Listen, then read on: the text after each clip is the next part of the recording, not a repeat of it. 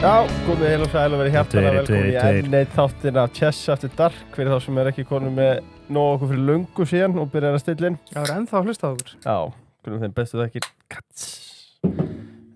Við erum með nýja vini, bæði, við erum ekki með nýja vini í formi gesta því að þetta eru gamli vinir. Já, þetta eru gamli vinir og góð vinir. En við erum hins vegar með nýja vini í formi Múlakaffis. Já, heldur betur. Nýja vinir okkar þar. Já, það nú Þórarinn að koma. Já. Og þetta geitin í Þóraleiknum. Já, þetta einhvern veginn bara Þórarinn og Múlakaffi. Maður bara, þetta orðið einn og sami hluturinn einhvern veginn. En Múlakaffi, þetta ekki glænýtt fyrirtæki? Jú. Ég ætla að kíkja þarna við Múlakaffi Hallamúla. Ég misti af KR Þóra blóndunum, þar sem ég veit að þeir stýru þeirri veislu með glæsibrag. Og mér skilst að hrútspungarnir hafi borið af. Já, og hákarli. Já, og tala mjög fallega um þá. Þannig að það gaman að fá Múlakaffi inn í fjölskylduna, en talandi um fjölskyldu, kattfjölskylduna. Sorry, ég ætla aðeins halda ára Múlakaffi, þetta nýju vinur okkar. Ég ætla bara að segja, ef þið eru að halda veislu, eins og segja Þóra blóð, það var Múlakaffi, svo líka staðurinn hérna í Múlanum, helviti góður, sko. Helviti góður, bæði hádegi og kvöld. Já, ég sé að strákarnir að kinka kolli hérna fyrir það sem að taka þetta í mynd. En eins og ég segi, talandi um fjölskylduna, gestur okkar í kvöld eru Andri Steinn Hilmarsson, bæjarfulltrúi í Kópavogi fyrir Sjálfstæðisflokkinn, og Jónas Már Torfason, lögfræðingur og nú að bjóða sig fram í oddvitanum í Kópavogi fyrir Samfylkinguna. Strákar, verið þið hjartanlega velkomnir. Já, takk fyrir það. Takk fyrir það. Hálft ár síðan komið síðast, það var Vesturlandsleikina.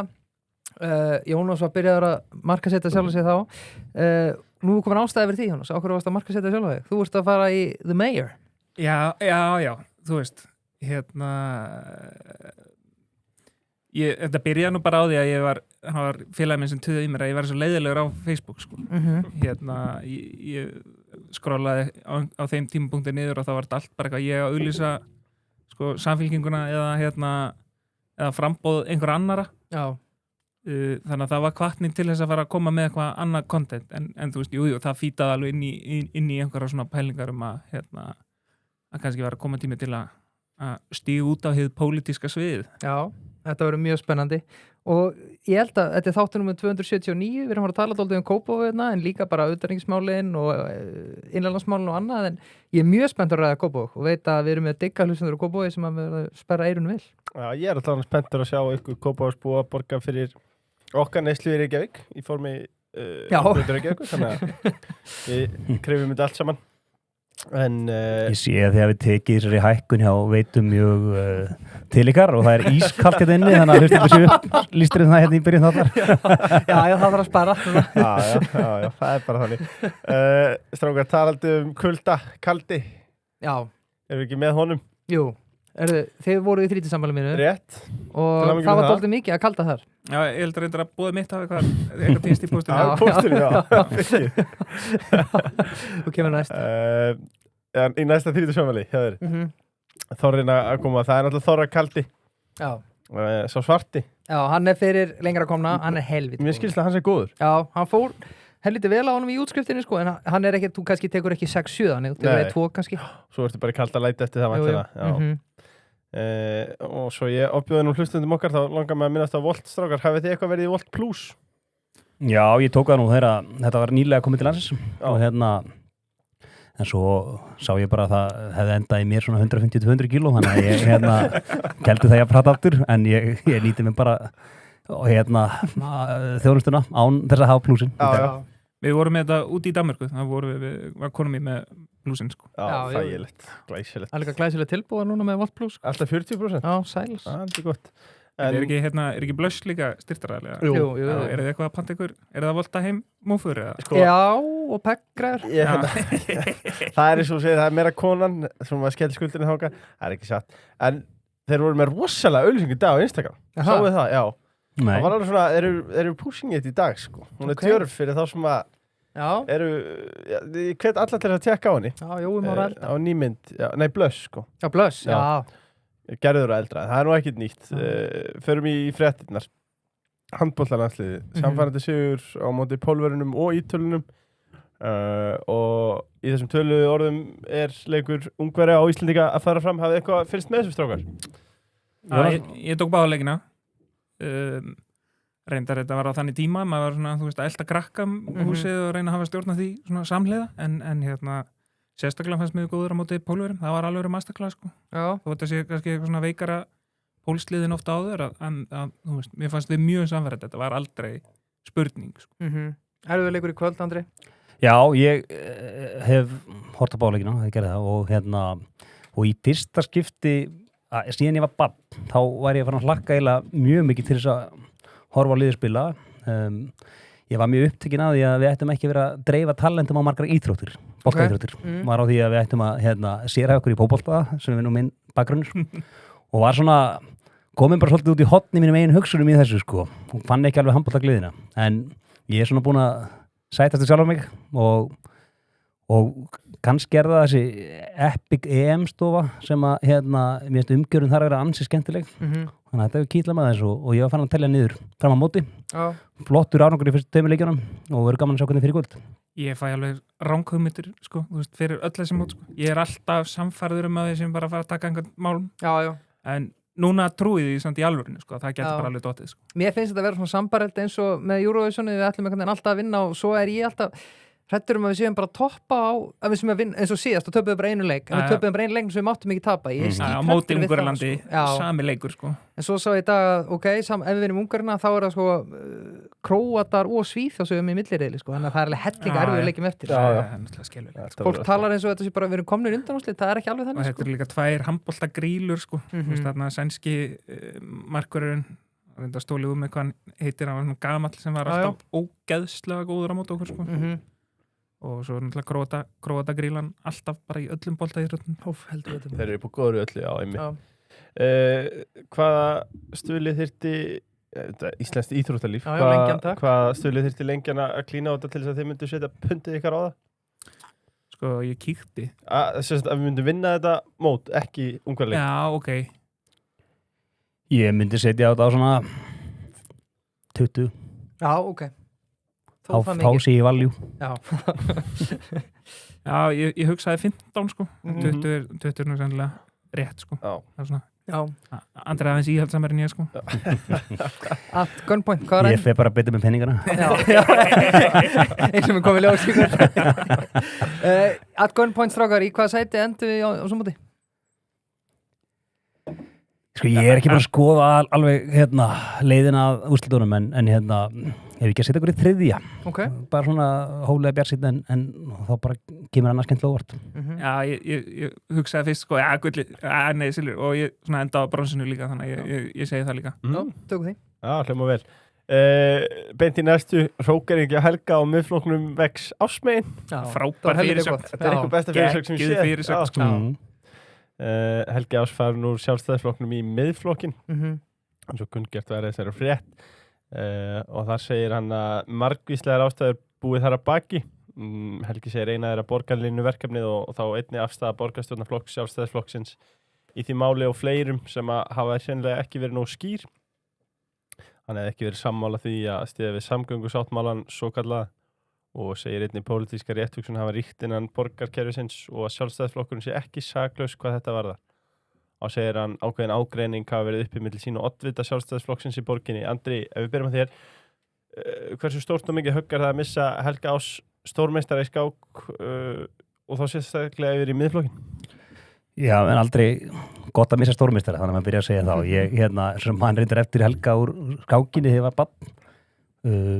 Ég var að æfa skák með bróður sinni Andra Ás þegar ég var í tafélaginu Helli á sinni tíma. Þannig að við Helgi deilum þessum skák áhuga og ég lengi vita hver hann var og svo kynntust við á þessum vettvangi flokksins miklu síðar. Kannski bara þannig að segja þetta er ekkit fyrsti stjórnmálamaður sem að skiptur flokk og menn auðvitað verður bara að fylgja sinni samfæringu, en það er alltaf vont að missa eða sjá á eftir samherjum. En hann vísar þarna í það að hafa verið eitthvað ósætti milli með sín og Hildar oddvita og þá kannski er það bara best fyrir alla að leiðir skilji og kannski þetta með borgarlínu verkefnið, ég er ekki alveg sammála þessari nálgunars, ég held að sjálfstæðisflokkurinn sé einmitt kannski sá flokkur sem að svona raunhæft getur leitt þetta verkefni áfram. Þar ekki fastur í einhverjum kreddum, hvort sem þeir að setja sig alfarið á móti þessu verkefni eða eins og borgarstjórnar meirihlutin í dag og þeir síðustu svona fastur í einhverjum kreddum sko að það verði að einhvern veginn iðka borgarlínu einhverjum trúabrögð og þá ég að vísa til þess að það sé verið að ganga mjög á önnur umferða mannvirki, hvort sem bílastæðið eða akreinar. Sveitarfélögin fara með skipulagsvaldið, þannig að það svona kannski hefur verið áhersla eða rauði þráður Sjálfstæðisflokksins í Reykjavík í tengslu við höfuðborgarsáttmálann eða borgarlínuna að gera þetta einhverju skynsemi og það eru þær svona línur sem við höfum lagt hérna í Kópavogi. Já, klart. Jónas, ef ég fæði bara að spyrja þessum stjórnmálafræðing, hvernig horfir þetta við þér? Já, ég náttúrulega ekki stjórnmálafræðingur sko, en svona bara gaman að spá í spilin. Ég meina, þetta náttúrulega mjög áhugaverð staða Sjálfstæðisflokksins. Þú veist að miðflokkurinn einhvern veginn er að rísa í könnunum og Sjálfstæðisflokkurinn stendur fyrir sama vali og margir systurflokkar Sjálfstæðisflokksins í Evrópu hafa staðið fyrir sko. Sjálfstæðisflokkurinn hefur svona leiðst út í að reyna að elta miðflokkin í málflutningi þeirra og ég held að það séu mistök, þá bara stækkar miðflokkin. Fólk sem vill miðflokkin er ekkert að fara að kjósa miðflokkin light, skiljiði. Þannig að þú veist, að einhverju leyti er þetta svo þróun og ég skynja það þannig, en það sem ég hjá eftir, þannig að þetta er í fyrsta sinn sem að þessi ágreiningur innan borgarstjórnar meirihlut eða sem sagt flokks sjálfstæðismanna sem hefur verið bara vel illa geymt leyndarmál í rauninni að setja staðar að hann er svona opinberað sig á nýjan hátt. Þetta er náttúrulega einhverju leyti áfall fyrir Hildi nýtekin við sem leiðtogi og að fá að leiða þarna framboðslista og þetta er það fyrsta einhvern veginn sem gerist í kjölfarið. Já, klárt. Sko Andri, ég langar aðeins að nýta þetta því þetta var flott yfirlýsing á Helga og greinilega hann er náttúrulega vel klár náungi og hann gerir ekkert í einhverju kasti, hann hefur verið búin að hugsa þetta held ég fram og tilbaka. Sko hann talar þetta að það var lág einhvern veginn lengi fyrir eins og við talaðum vestgeymda leyndarmáli að Gulli væri að fara þarna fram, það voru búin að vera kannanir og annað. Svo náttúrulega kemur bara nánast korter í áður, ég held að framboðsfresturinn að vera laugardegi, Gulli kemur þetta vikun undan og segir hann ekki fram og Helgi segir þá bara að það þorði einhvern veginn enginn að fara því að gáði sér aldrei að Gulli var að fara fram og svo bara var tíminn og knappur þegar að Gulli segir nei, 5 mínútur í lokun. Já, ég held að það er eftirsóknarvert að vera oddviti Sjálfstæðisflokks í Reykjavík. Það gefur augaleið og margir sem að mátuðu sig við þetta ýmist opinberlega eða svona við einhverja trúnamenn flokksins og sína nánustu bandamenn. En ég held að þegar upp staðið þá hefur Hildu verið að mælast mánuð eftir mánuð sem langstærsti flokkurinn er Sjálfstæðisflokkurinn í Reykjavík og ég held að það sé fyrst og fremst að þeirri ástæðu að hún stóð þarna einn upp í þessu leiðtogakjöri flokksins. Ég myndi ekki segja að það sé áfall fyrir Hildi. Það liggur fyrir og það er annað illa geymt leyndarmál að Sjálfstæðisflokkurinn þarf að stilla fram lista núna í komandi kosningum sem þarf að vera samhentur og sigurstranglegur og mögulega hefur Helgi lesið með þeim hætti í stöðuna að hann væri ekki partur af því liði og mér finnst hann svona láta aðeins í það skína með því að segja að þessi ágreiningum myndi sína oddvitans. Nú liggur það fyrir að uppstillingarnefndin er að störfum. Það er verið að velta upp nöfnum og stilla fram sem sterkasta lista.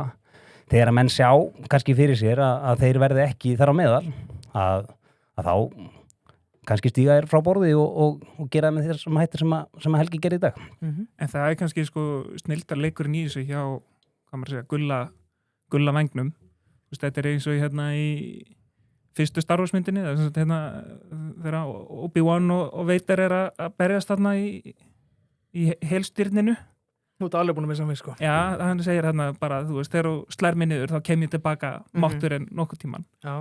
Þannig að ég held að Gulli hafi séð þetta þannig, þú veist, hann var ekki að fara að vinna Hildi, narratíman búin að breytast, Hildur var að hækka könnunum, í staðin fyrir að fara fram og taka sénsinn á því að tapa og gefa Hildi þannig bara valdasprotan til þess að stilla upp lista eftir eigin höfði, hún hefði þá haft bara mjög sterkt umboð til þess að þá sitja þau heima og bíða færis að því ég meina, þú veist, þessi ágreiningur ristir náttúrulega dýpra en Helgi Árs, sko. Þú veist, það er líka Ragnhildur Alda og Marta Guðjóns og svona sem búa að fjallum og ég held að Hildur sé í miklu erfiðari stöðu til þess að koma þeim af framboðslistanum núna þegar hún einhvern veginn henni stilt upp sem oddvita heldur en ef hún hefði unnið einhvern samfærandi sigur. Þannig að sko mín spá svo að það verði ekkert endilega mjög samhentur framboðslisti sjálfstæðismanna þrátt fyrir allt. Ekki nema það ætla að fara að slátra borgarfulltrúum í uppstillingu svona við lítið tilefni eftir að Gull einhvern veginn leggur upp með viljum að vera með sátta rétt út sátta höndina og ganga samhendi kostninga. Að þá verður rosa erfitt fyrir Hilda að fara að slátra fólki í uppstillingu. En það er engin sérstakum metnað til að slátra fólki eða einhverjum anstæðingar sem hafa ekki verið kannski að fullu leiti í tinni fylkingu ef maður notar slíkt orðalag. Það er bara þannig í breiðfylkingu að fólk hefur ólíka sjónarmið en það sem skiptir öllu máli að fólk geti einhvern veginn leitt í jörðu. Núna eru sjálfstæðismenn í borginni kannski konum við svolítið blóðið á tennurnar. Þeir sjá að í fyrsta skipti í langan tíma eru þeir mjög líklega í algjöru oddastuð og munu fá borgarstjórnarstólinn eftir 16. maí. Þannig að það er svona, var svolítið sagt Kristurinn á meðan að gekk vel í samfylkingunni að þá er auðvelt að halda svona, hvað maður segja, lokin á pottinum og það er pínu svo staða sem er að teiknast upp fyrir Hildi núna. Klart. Já, sjáum til með það. Áfram.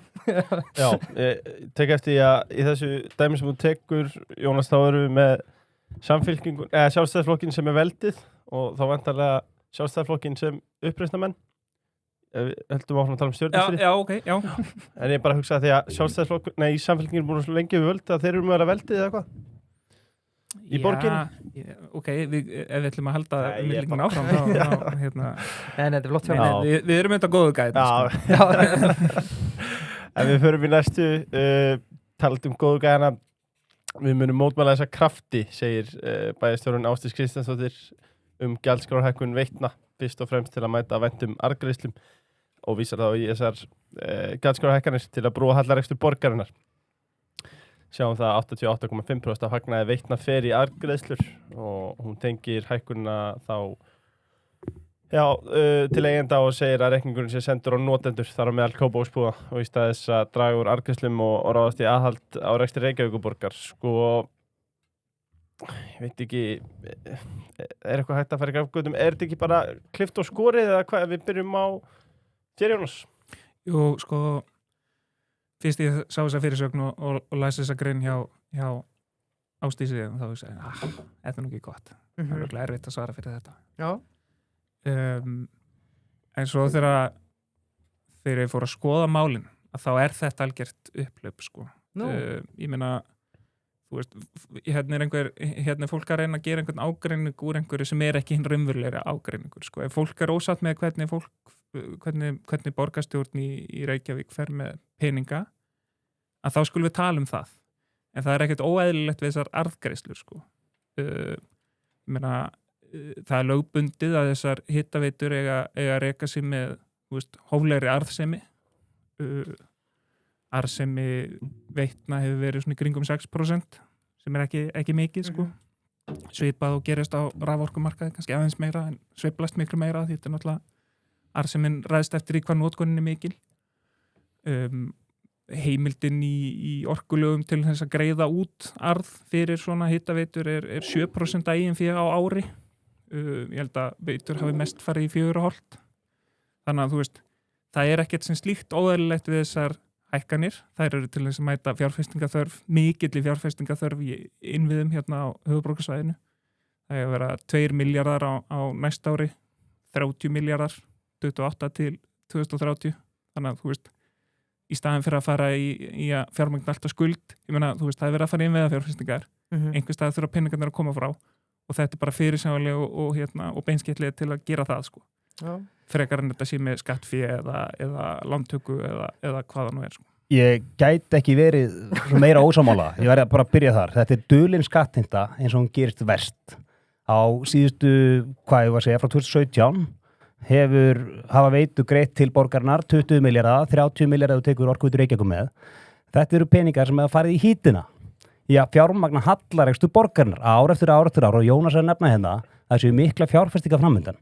Þá hefði mönnu verið í lófa lagið að þetta er ekki eitthvað sem kemur á óvart, alls ekki. Hérna hefur verið Jú, þetta er ný fjárfestingastefna sko. Það hefur, Jónas, síðustu ár hafa menn verið að skamta heitu vatn á köldust dögunum. Það að því að það voru ekki til borhólur til að sjá höfuðborgarsvæðinu fyrir vatni. Men það gáttu allir séð í hvað stendi, það var ekki að koma fram einhver ný mannfjöldaspá að þurfu einhvern veginn náttúrulega miklu meira heitt vatn. Alls ekki, það hefur voru að tala lengi það. Það veitur þurfa að fara í mikla fjárfestingar, þetta eru 110 milljarðar sem við erum núna á leiðinni í. Þetta er bara búið að eyða þessum peningum. Það er bara staðan, búið að eyða þessum peningum í rekstur borgarinnar sem hefur ósjálfbar allt og lengi.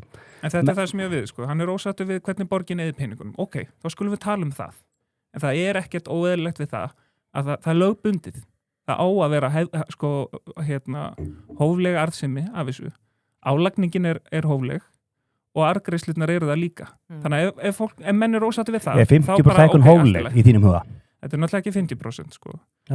Fastagjald er að hækka 50% núna og heitum 10%. Nei, það er hækkað samkvæmt verðlagi sem gerist á hverju ári og svo er þessi viðbótarhækkun núna sem er 11-19% minni mig eftir í hvernig notandið þú ert. Sjálf notendagjöldin hækkum 7% og svo er það bara eftir í hvort sett einbýlishúsi eða fjölbýlishúsi sem að breytileg kostnaður mismunandi. Þannig að þetta er ekki svona háar hækkanir. Arðsemin og álagningin er hófleg og arðgreiðslurnar eru það sömuleiðis sko. Og ég meina, þú veist, það er fullt af peningi bundið inn í hennar rekstur, skilur, sem borgin á og það er alveg eðlilegt að þú fáir eitthvað fyrir það, skilur, það er þessi hóflega alveg, þetta er bara business. Já, en svo velti ég fyrir mér og ég þess að skoða nú ekki bara Orkuveitur endur öðrum, menna á Reykjavíkurborg eitthvað eiga Orkuveituna? Ég held að Reykjavíkurborg sé lélegur eigandi, allavega með við þessar nýjustu fréttir. Þetta er í sjálf og sér einokunum markaður, menn að þú getur gert eins og þykir hérna inni, svo ég kom inn á það, þú getur skrúa fyrir allt draslið og en þú leitar ekkit annað og það er bara mjög slæmt hvernig fyrir okkur er komið þegar eignarhaldið með þessum hætti, því miður. Já, flott. Já, ég er allavega ekki sammála, en það gefur auðvitað að gjöld væri herri ef að ávöxtunarkrafan væri ekki 6% heldur, ég veit ekki. En þá kannski myndir þú fá samkeppni á hana markað, sko, vonandi? Já, þú veist, það er nú bara svona frekar vel þekkt að það er mjög erfitt að koma á samkeppni á þessu markaði. Það væri hægt að fara svona eins og var gert með raforkumarkaðin, sem eru breytingar frá VSB sem ég hef verið gagnrýninn á og sem margir hafa verið gagnrýndir á. Það sem stillir upp einhverjum millimönnum sem eru þá í samkeppni. En þú veist, það getur ekki hver sem er bara sett upp sitt eigi lagnakerfi hérna á höfuðborgarsvæðinu og fara í einhverja samkeppni, skilur við. Þú veist, þetta er ekki svona einfalt og það er alveg eðlilegt að opinbera sjá svona, þú veist, ef menn eru þannig harðir í frjálsíkjuna að þeir vilja fara einkavæða bara lagnirnar og lögregluna, skilur, þá get ég voða lítið sagt við því, en ég er ekki þar og ég held að fæstir séu þar, sko. Já, skoðum það. Já, komið að næstu frétt, hún er svo að Heiða Guðjóns er orðin nýr stjórnarformaður Íslandsbanka. Hann eftir gestur. Rétt. Sæls. Stort fyrir Íslandsbanka og landsmenn að fá henn inn. Vonandi fólk bara ekki búið að selja sem tók þátt í útboðunum með þess? Nei, sko, þetta var nú, við ætlum bara rétt að minnast á þetta úr þegar næsti gestur, en kannski finn inngöngupunktur inn í Íslandssjóði. Það var pælingin, sko. Já, vaxtalækkunarferli sem einhverju er búin að tala um.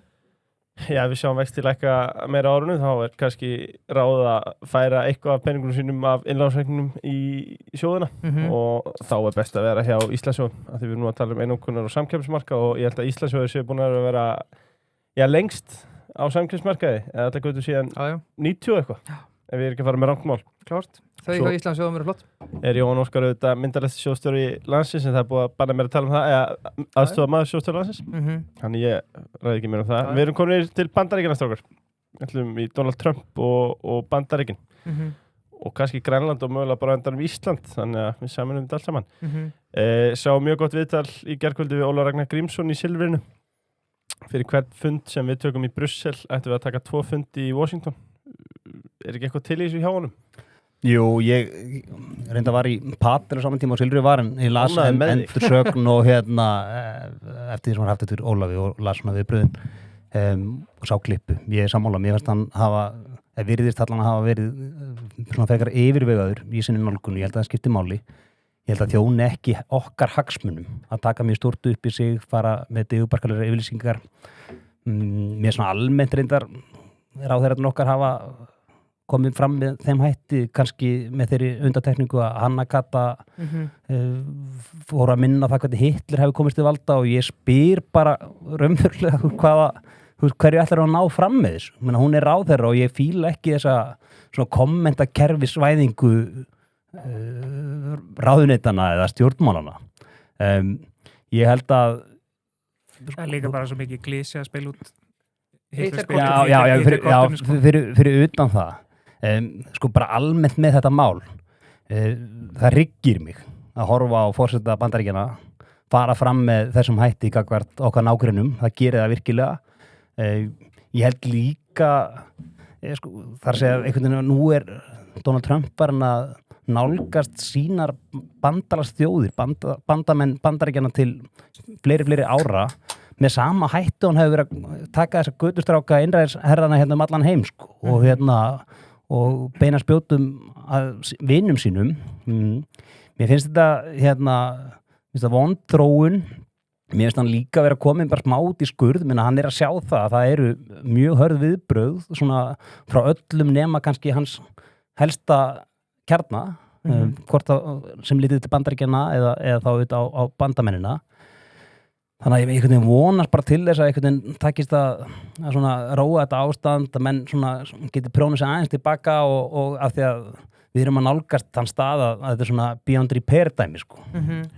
Já, ég meina ég held að traust Evrópu til Bandaríkjanna sé hafa allavega borið svona einhvern varanlegan skada ég held að fólk í álfunni sjáu það að það gengur ekki að treysta bara á bandarísku þjóðina og hún kjósi einhvern sem einhvern veginn með sömu sín á alþjóðasamskipti og einhvern svona ábyrg samskipti á milli Evrópu og Bandaríkjanna það má vel vera að það veri kosningar næst og þá komi bara einhver svona hefðbundin Bandaríkjaforseti og þá allt gott en ég held að sjá það allir að við getum ekki lengur treyst alfarið á það að Bandaríkin séu einhvern veginn vinveitt okkur á sama hátt og áður ég tek undir með andra, ég held að einhverju leiti snýst þetta náttúrulega að vera ekki meðvirk með bara, einhverju svona ofbeldishegðun í alþjóða samskiptum sem þetta en á sama tíma við erum ekki í einhvern veginn hitakleifunum eins og sko og það algjör óþarfi við svona sækjumst í að vera þar en aftur á móti þjóð eins og Ísland sem hefur engan styrk á þennan mælikvarða, einhvern hernaðarstyrk til að verja sig sjálft að við höfum allt undir að alþjóðalög séu virt og þessi spila eftir þessum leikreglum sem hafa hingað til þjónað Bandaríkjanum og hagsmunum Evrópu á heimsvísu en núna farið að snúast upp í andhverfu sína þegar þessir aðilar eru farnir að takast á en þetta bara, þetta ekki góð stað og maður upplifir líka línan fyrir nokkru mánuðum hefur hann sagt það ekki séns að hann gangi svona langt og fara með einhverju yfirlýsingur og fara að setja á tolla og eitthvað svona út af þessu en svo einhvern veginn kemur það alltaf og hann alltaf tilbúin til að taka eitt skrifið viðbót þannig að maður svona farin að vera bara smá óreikur bara í hvað stefnir sko. Við sjáum líka, sorry ég hefði nótt sendið þess heimaðun á okkur, þetta var gott viðtal Óla Ragnar og mér finnst hann svona eiginlega á hans að segja það og svona eiginlega segir hann við tala bæði til Kristrún og Þorgerður og kannski bara almennt ríkisstjórnarinnar að hann basically að segja að þær þurfa líka að kunna kannski bara grjóthalda kjafti sko. Já, ég sá þetta viðtal sko, á einhverju liti, ég skil alveg hvað hann á við Eru þær að reyna að koma okkur án á tollalista líka? Nei, og mér finnst þar, ég held að við séum báður sammálum að ráðamenn fyrir tangaski þessi óhöppilu andöðu sem hjá Hönnugötu hafi talað af ábyrgð og sko ég skil alveg hvað Ólafur Ragnar að segja og það þetta með að kannski, við þurfum ekki að sækjast eftir að vera í hitaklefanum en á sama tíma þetta líka spurningum að vera ekki meðvirk með þessari hegðun og maður svona láti í sér heyra að þetta ekki ásættanlegt og maður standi þá með okkar bandamönnum sem svo sannarlega verið að þrengja að og brjóta á með einhverjum hætti að maður þá sé með þeim í liði frekar en að vera einhvern veginn er ekki guli kallin í einheltisringnum einhvern veginn sem tekur ekki afstöðu sko. Við þurfum kannski ekki að vera dökkgræni sem einhvern veginn stígur inn í en við eigum samt alveg að sína okkar stuðning sko. Já, ég velti bara fyrir mér Andri eins og bara frétt í dag og MBL eftir Þorgeiri Katrínu, bara Ísland stendur með Grænlandi og Danmörku, ég spyr bara sniðugt að vera að gefa út svona yfirlýsingar? Eins og það freistandi að einhvern veginn bara fara einhvern veginn inn í skilina og bara býða eftir að einhvern veginn hlutinni klárst á nokkur aðkomi í Íslands, þá er ég sammála því að það eru þetta ekki valkortur í mínum huga. Við myndum ekki vilja finna okkur í þeim sporum að standa einhvern veginn ein varnarlaus án stuðnings alþjóðasamfélagsins og sérstaklega þeir eru okkar næstu nágrannar, en þetta er bara þessi hárfína lína að ekki ganga lengra en þarf að gera og ekki ganga heldur skemur en þarf að gera og það er svona, eins og sé, mér er svona heildið bara hafa tekist ágætlega fyrir utan þetta hvað fróðu fallandi Facebook-aðursend frá einu ráðherra okkar. Og ég upplifi líka að það sé svona nokkurn veginn samstæðu séu bara allir, þú veist, þetta er ekki pólitískt, þetta er ekki íslensk pólitík þú veist, og það eru allir einhvern veginn bara í sama liði að varveita þessa hagsmuni fyrir utan en maður ætlar að fara, þú veist, setja einhvern á svartalista, þá finnst mér miðflokkin eiginlega hafa verið með fáránlegan málflutning þetta, sko, talandi að verja sjálfstæði og fullveldi þjóðarinnar og finnast síðan þessi hegðun Bandaríkjaforseta bara allt í lagi og þetta er allt bara í léttirúmi. Þetta er náttúrulega Þeir hafa náttúrulega ákveðið að taka þann póli hæðina að verja Trump út í hið óendarlega en það þeir eru að vera erfiðara. Þetta er ótrúleg hegðun frá fólki sem segir standavörðum fullveldi og sjálfstæði Íslands. Já, eru ekki sammála því, Andri? Já, ég er sammála. Ég held að menn séu þeir eru pínu erfitt með að fóta sig í þessu menn það er en við vonandi bara einhvern veginn, maður veit ekkert hvað býður okkar á næstu vikum eins og hver var það sem sagði að maður átti ekki vona að þetta myndi þróast í hraðskák Grænland, þetta er einhvern veginn gestast líkum leiftur hraða, maður er einhvern veginn alltaf haldið að nú væri það síðan þetta sagt í bili og einhvern veginn að svo færum menn að snúa sér öðrum verkefnum og svo kannski segja við eitthvað að gerast aftur einhverjum vikum eða mánuðum síðar en þetta er bara einhvern veginn dag eftir dag eitthvað svona smá þróun til þess verra en ég held að fólk gæti nú að svona sína stillingu, þú veist, menn hafa einhverjir haft áhyggjur af stöðu Íslands í þessu öllu, ég menna auðvitað getur við lent í þessu tollaofbeldi forsetans eins og okkar mörg bandaríkja en ég vil ekki, ég opnaði Moggan í morgun, þar sá ég að Dagur B. skrifaði sinn vikulega pistil og svona látið liggja að því einhver hræðslu áráðu fyrir því að Ísland eru að ganga inn í Evrópusambandið. Mér finnst að nýta eitthvað svona ástand til þess að ná fram einhverjum pólitískum markmiðum finnst mér mjög skýtt líka. Þannig að maður svona taki líka aðeins svona úr þeirri átt.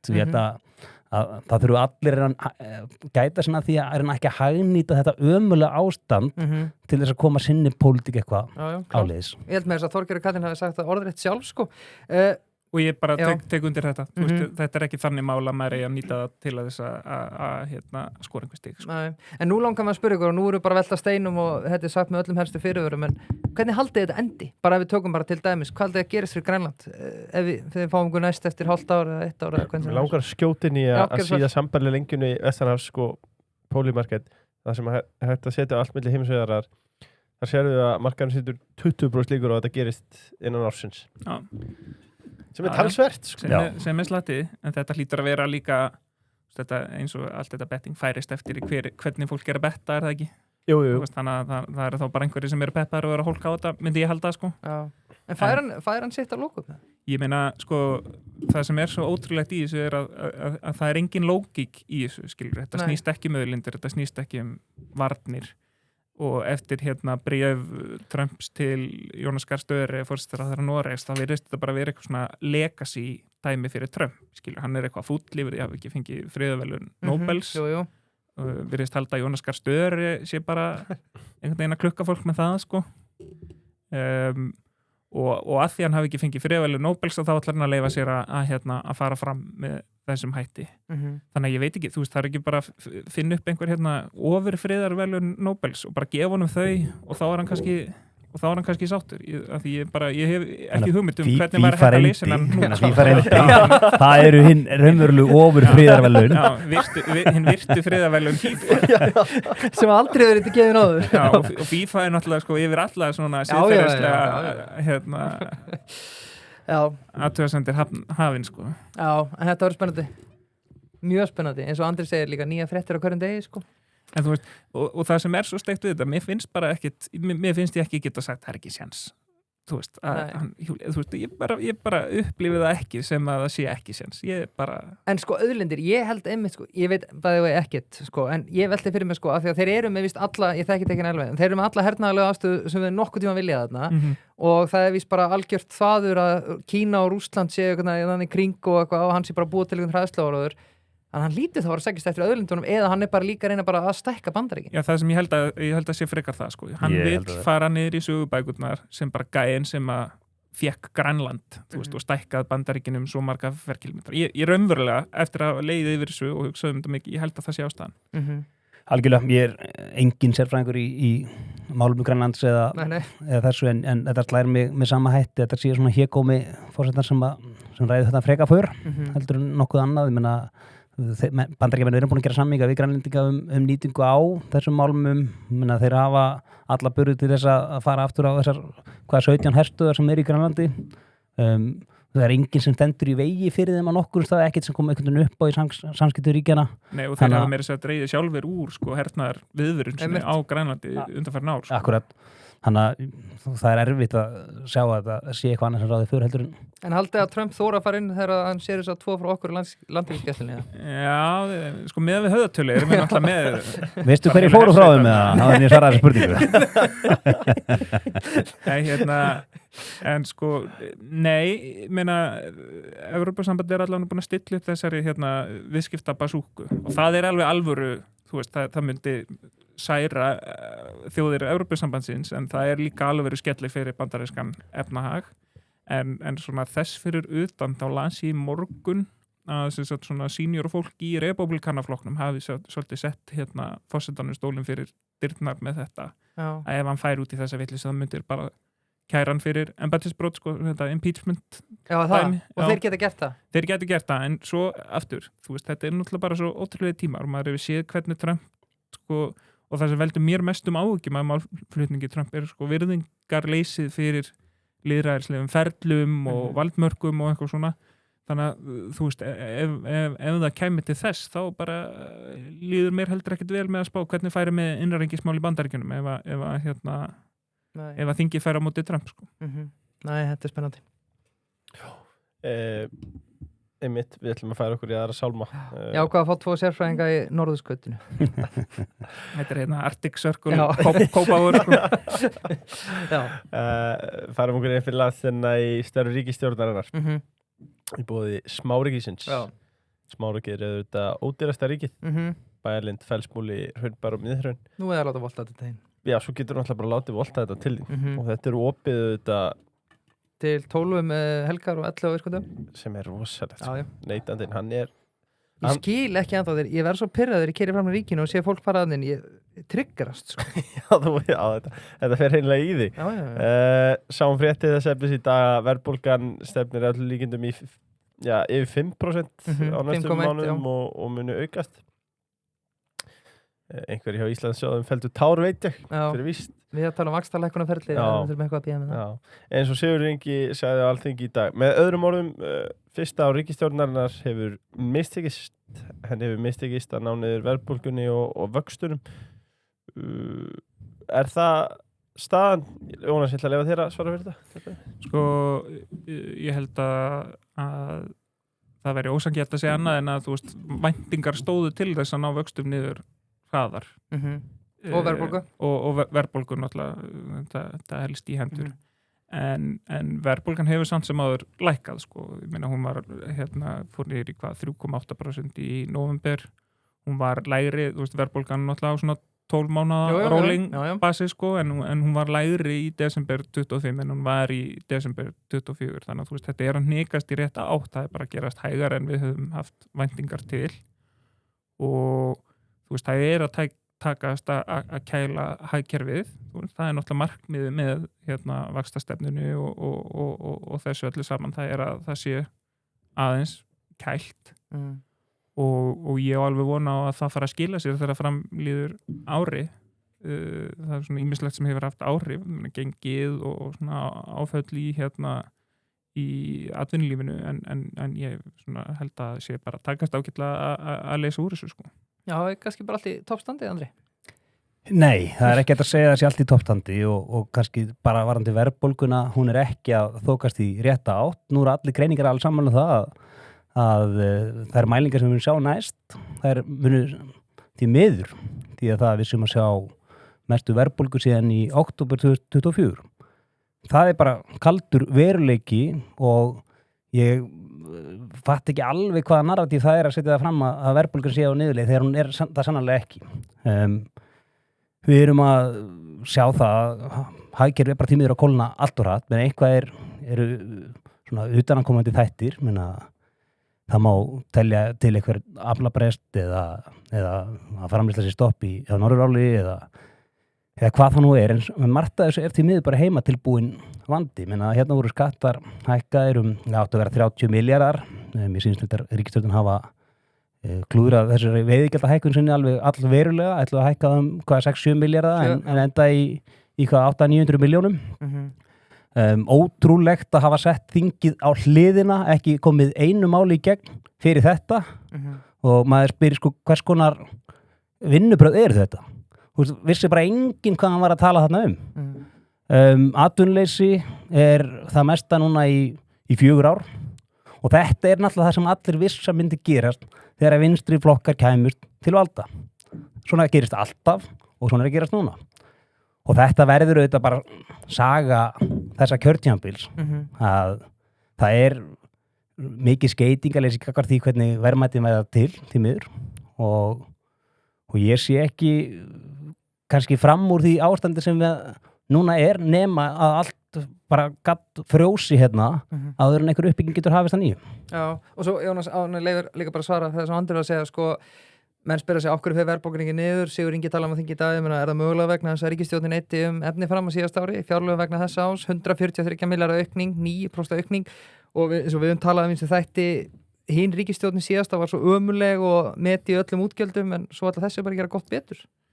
Já, ég meina sko, ég heyrti þessari tölu einhvern methækkun flengt fram en þú veist, þetta náttúrulega algjör rangtúlk, eða þú veist það teki allt samhengi úr þessu þetta metast leiðinast í árlega skilur að því að það alltaf hækkun í samræmi við verðlag sko. Það voru engar ótrúlegar viðbótar hækkanir á fjárlögum í ár miðað við bara verðlagsleiðréttingar og sums staðar mér sko niður en það sem skiptir auðvitað máli í þessu og það var það sem síðasta ríkisstjórn skildi ekki að það ekki útgjöldin sem slík sem skipta öllu máli heldur hallinn sjálfur og hann að dragast saman og hann mun dragast saman hraðar en áætlunir stóðu til einmitt að því að þessi ríkisstjórn sýnir ábyrgð og fer í það að afla tekna þegar þess þarf. Ég meina þú veist, við rættum þetta við Andri áður, síðasta ríkisstjórn fekk COVID í fangið, síðasta ríkisstjórn fekk Grindavík í fangið og þess vegna hallinn svona mikill. En það ábyrg stjórn á ríkisfjármálunum að fá meiriháttar útgjöld í fangið og velta því út í hagkerfið með sko lántöku ríkisins sem náttúrulega fyrsta lagi gríðarlega verðbólguhvetjandi og í öðru lagi bara skattahækkunin í framtíðina því auðvitað þarf að greiða allt tilbaka með vöxtum. Það miklu ábyrgara og ég veit að það stundum leiðilegt og ég veit að það stundum erfitt en stundum þarf við opinbera að afla tekna til þess að mæta útgjöldum frekar en einhvern veginn bara svona frekar en að gera bara niður. Tala ekki það sko. Já, en að gera bara svo ástíðsækir að Kópavogi, skera niður. Já, menna það náttúrulega einhver leiti verið að gera það. Það verið að forgangsraða öðruvísi. Það ekki að tala niðurskurð þegar út með Íslandsmet í útgjöldum. Það bara staðan í þessum fjárlögum. Já, það verið að færa til innan kerfisins, sko. Það ekki niðurskurður. Já, jú, það niðurskurður á einstakar liðum. Og verið að forgangsraða í annað eins og að byggja upp innviði á þessu landi sem hafa verið vanrækt í fleiri ár undir síðustu ríkisstjórn. Myndur þú segja, Jónas, bara ef við tökum bara, ok, hún á rúmlega eins á afmæli núna þessi ríkisstjórn, heldur hún sé ánægð hvað hún búin að gera svo far?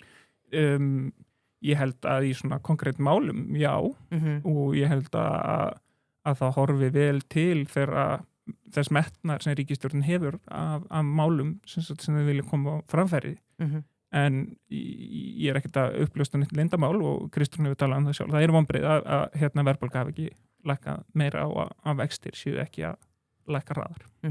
Já, klálega. Þó þeir hafi sannarlega lækkað, sko. Skila sér í 60.000 krónum á meðalheimilið, meðalhúsnæðislánið. Takk fyrir það. Ríkisstjórnin kvartaði mikið undan því að þeir var ekki búin að fá tækifæri að leggja fram sín eigin fjárlög. Það var svolítið sölræðin í fyrra og á meðan þeir voru á gömlu fjárlögum síðustu ríkisstjórnar, þá vissulega var að verðbólgan á niðurleið. Núna erum við á fyrsta mánuði nýs fjárlega ár og við sjáum spæk í verðbólgunni núna í janúar. Ég skal hundurheita ef það gerist ekki og ég óska ríkisstjórnin mikið með það. Og það er náttúrulega ekki eins og fjárlögin hafi svona einhverja beina virkni, skilur við. Þetta er náttúrulega fyrsta lagi verðbólgutölu frá því í desember sem við erum að sjá núna fyrst og svo eru spárum hvernig það er verið í janúar. Þessar spár eru náttúrulega það sem eru spár. Það var spáð verðbólguhækkun í nóvember, sælla minninga, þegar hún hríðfjall síðan þann mánuð. Þannig enda sagði ég skal hundurheita og þessar verðbólgutölur eru bein afleiðing af þessum skattabreytingum ríkisstjórnarinnar áramót. Það er erfitt að heyra orðið afla tekna, ég verða við ekki hana. Já, og ég skil það. En þetta er líka svolítið það sem ég verið að tala um. Það eru bara væntingar í nútíma þjóðfélagi til þjónustu. Fólk kvartar yfir að veginni sé ekki í lagi, fólk finnst heilbrigðiskerfi ekki nógu gott og allt þetta. Menn þetta kostar pening og einhver stað verður hann að koma frá. Já, það er eitt sem við glemdum að koma að byrja þáttar, þessir herramenn mættu til okkar þætti 248, hann endilega taki hann eða einn eftir og það er alls konar, sem kom þar fram. Ég passaði með það einstaklega, það er engin sama spurninga en eitt, það er alltaf margt breyst samt síðan. Svona þægileg 3 tíma uppbytun fyrir þennan.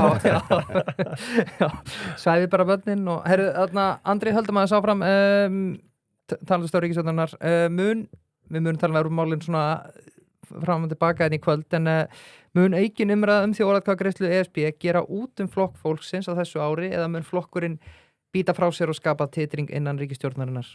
Ég skal ekki segja ég held við verðum bara að sjá hvernig þetta þróast allt saman fólki líður nú ágætlega á stólunum sínum eða svona flestum, ekki kannski barna- og menntamálaráðuneytinu, það er mjög heitt sæti eða kalt eða hvernig sem þú vilt orða það mikill stóladans í gangi en svona ég held að hvort sem er þessi flokkar eða einhverju aðrir þá auðvitað lítur fólk að leggja mikið metna í það að halda saman og og halda sjó og það er, en þetta er ekkit auðvelt verkefni fyrir þau að friðþægja flokk fólksins sem er á hallandi fæti í íslenskum stjórnmálum, það hafa mist mikið fylgi frá kosningum og fólki kannski finnst þau svona full, hvað maður að segja höll undir svona með samstagsflokkna lifti maður á mikið ferðinni eða orðan þannig og hvernig það verður í þessu ESB-máli hvort að þau einhvern veginn ákveði þá að stíga í lappirnar eða ekki, ég bara get ekki svaraði og það verður bara að hafa sem gang sko.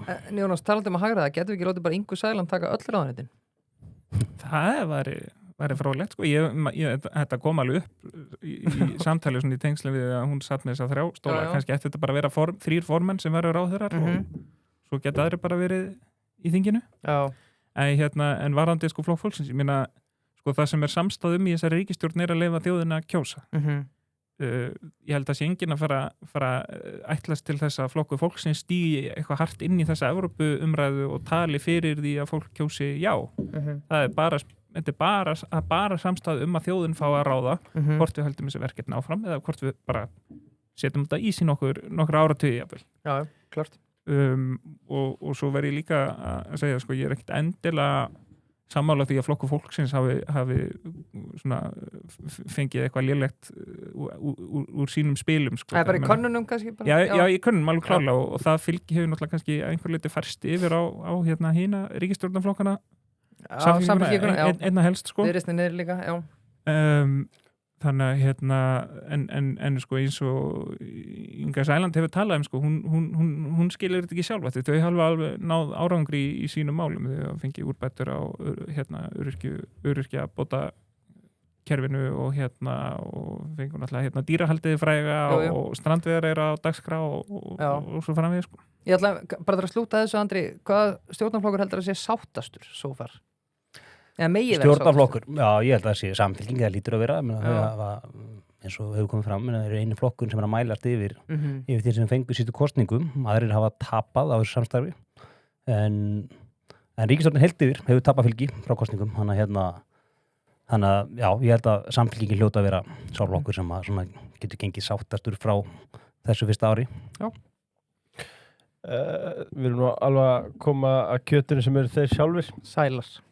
En við ætlum fyrst að taka sveitarstjórnarkosningarnar í Reykjavík og þannig erfitt að minnast á kjöti án þess að minnast á grillmarkaðinn. Já, ég var þar í gær. Já, hvernig var tilbúið? Gott. 8 og 9, 3 þetta. Fáránlegt veður. Já. Þjónustan heilmikið. Galið dýr. Já, það var galið. Já, ég held þetta að vera falið myndavel. Sko.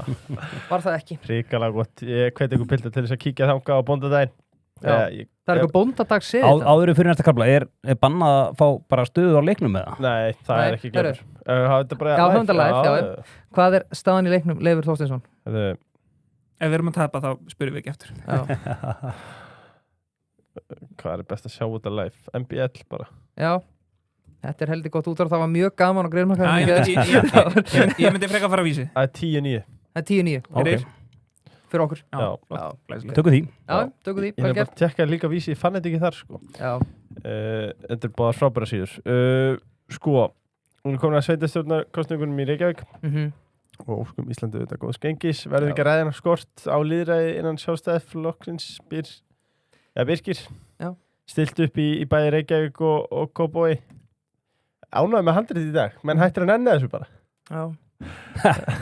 Já, sko það er ekki mikið fyrir lýðræði sko, bara svona bakgrunni fyrir það sem að er ekki þeim er lesnar í því hvað er að eigast það hjá okkur, þá er það þannig að í Reykjavík að farið í leiðtogakjör þar sem að Hildur var vissulega eini í frambúði eins og kom fram aðeins á hann og hérna í Kópavogi hjá okkur fórum við uppstillingu sko báðar þessar leiðir Sorry, fyrir hlustum í Reykjavík hafa leiðtogakjör og svo er uppstilling. Já, það er kosum fyrsta sætið og síðan er uppstilt og það er þá bara í höndum nefndar sem er hérna kjörin af fulltrúráðinu í Reykjavík og hjá okkur í Kópavogi er öllum sætum uppstilt og fólk lætur vita af sér og það er að samaskapi nefnd sem er kosin af fulltrúráðinu sem að gerir tillögu lista.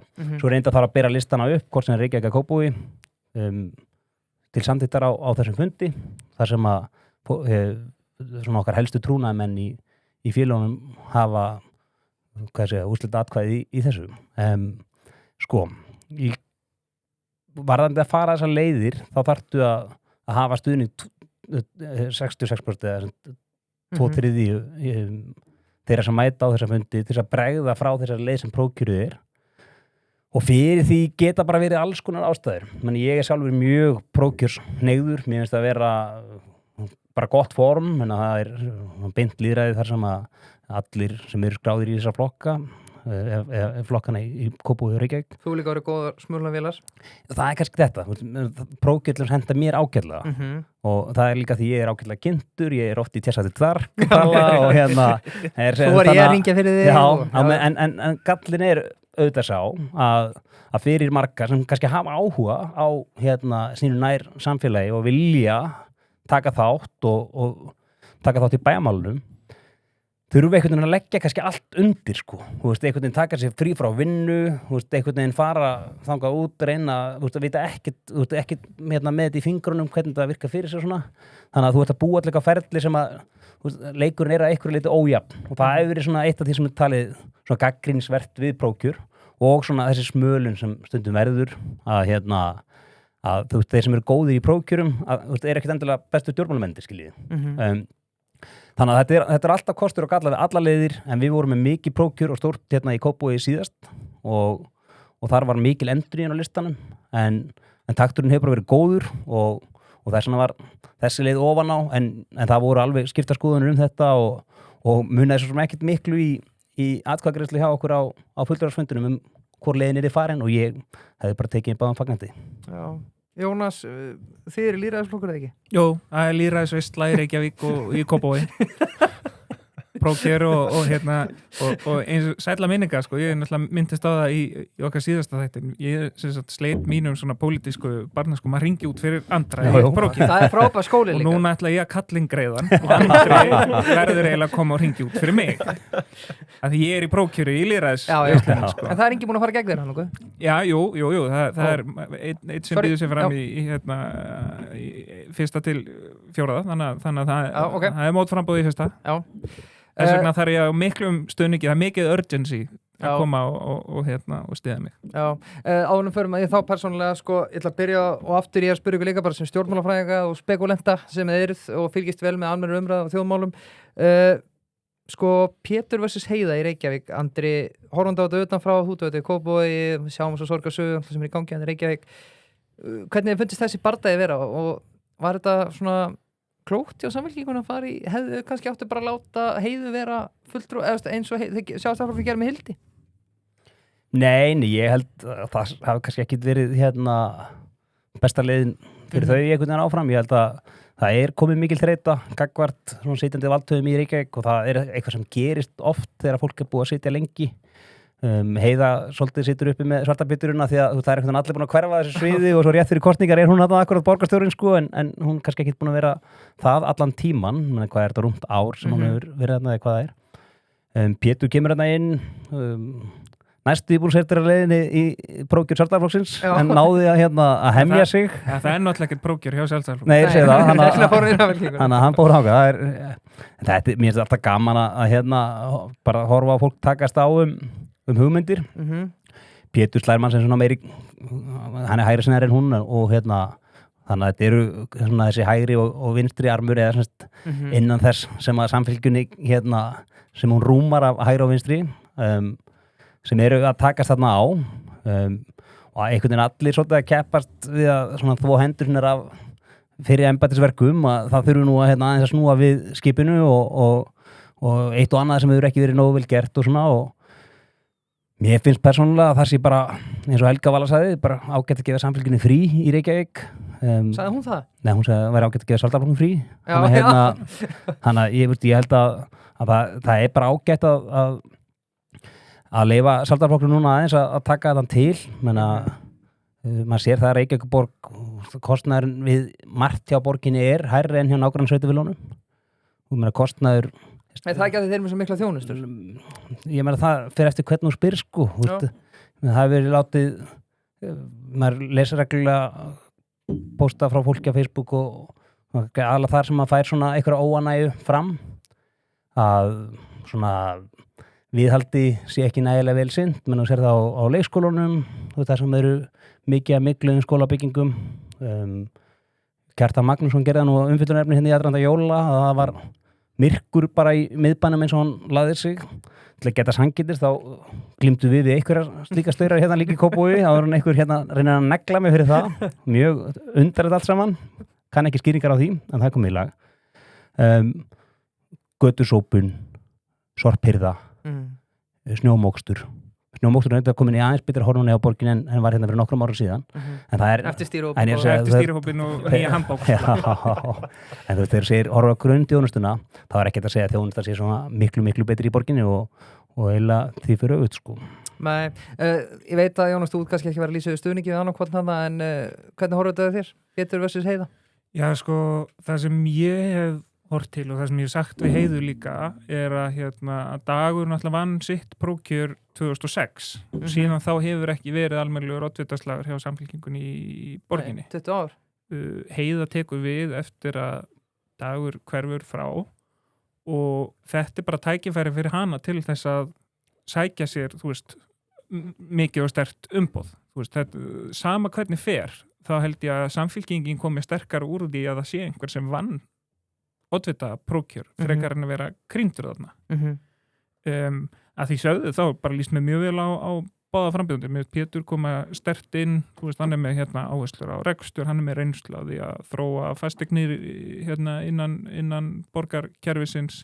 Þannig að það er bara mjög margt spennandi og ég var nú að segja við ykkur áður en þáttinn byrja. Ég er með svona sömu tilfinningu fyrir þessu eins og þegar Áslaug og Guðrún voru að slást formannssæti í Sjálfstæðisflokknum. Ég hef enga tilfinningu fyrir því hvernig þetta geti farið. Nei. Ég myndi vilja sjá stöðlana áður en ég færa fara að betta sko, reyna að finna eitthvað valjú. Já, sko, en Andri, það náttúrulega ekkert grín að koma eftir Sir Alex Ferguson. Nei, það var litla samlíkingin þar í gangi. Það er ekki nær að tala Davíð Oddsson sem Sir Alex og Dagur hefur frekar verið svona Glazer fjölskyldan. Nei, þú veist, þetta það var bara skemmtilegt og Dagur auðvitað, þá ég sé nú ekki sammálunum í mörgu en þá var hann öll þessi ár og gekk vel, hann það verður ekki tekið á hann. Nei. Er þið hættir að kalla hann King Dag? Er þetta núna bara Sir Alex? Nei, ég kalla hann þá King Dag, hann King, hann var borgarstjóri 100 ár sko. Þið ætlaði ekkert að taka þessar skýringar betur skildar þegar hann var að reyna að útskýra fyrir ykkur í þættinum daginn. Hann var nú bara að tala svona eins og þegar sterkuleikna. Nei, heitir miklu skemmtilega sko. Við tölum aðeins áðan sjálfstæðarflokkurinn Hildur Björns, hún er að fara með háskipun, hún er með 35% fylgi núna og stefnir í það ef að öllu óbreytt og hún verður bara næsti borgarstjóri. Hver mun fara fram fyrir miðflokkistrákar? Eruð þið með eitthvað tegahand okkur þar? Nei, ég heyr ekki neitt. Helgi Árs eða Hlédís eða hvað heitir hún sem nú er alveg stóluð mér? Kolbrún Vóge? Nei. Já, pottitt, já. Kolbrún Kristín Vóge? Nei, ok, það er alveg stóluð mér, ég á nú að vita þetta. Já.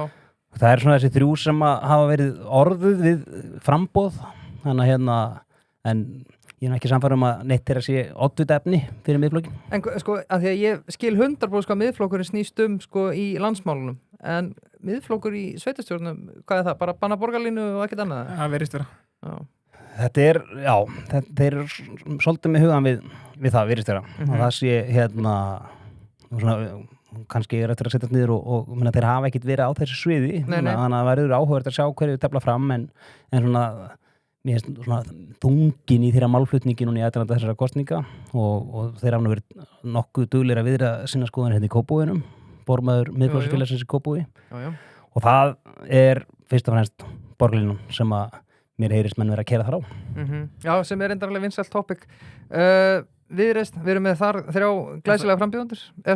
Já, ég ætla bara að bæta við miðflokkinn en sko, þú veist ef þetta verður það eina sem þeir hafa upp á að bjóða þá munir ekki ná saman við neitt. Það er engin flokkur fyrir á fleti sem er bara eitthvað að fara að strika út borgarlínu og bara hætta við hana. Ég held að verða að finna einhverja skynsamlegri nálgun eða einhver önnur mál sem þau geta þá sett í fókus eða ætla að vinna með einhverjum. Hann og lítið fugli sko íslega meira Sigmundur Davíð sjálfur ætla að fara, það verður rosalegt. Sko það hefur verið einhver árómur, hann var náttúrulega eitthvað spurður út í þetta í kryddsíldinni og svona eitthvað, þú veist, hann var nú meira eitthvað svona, já ég er nú bara áhuga á því hver verður hérna og eitthvað sko. Ég næ honum ekki sem eftirhermu sko.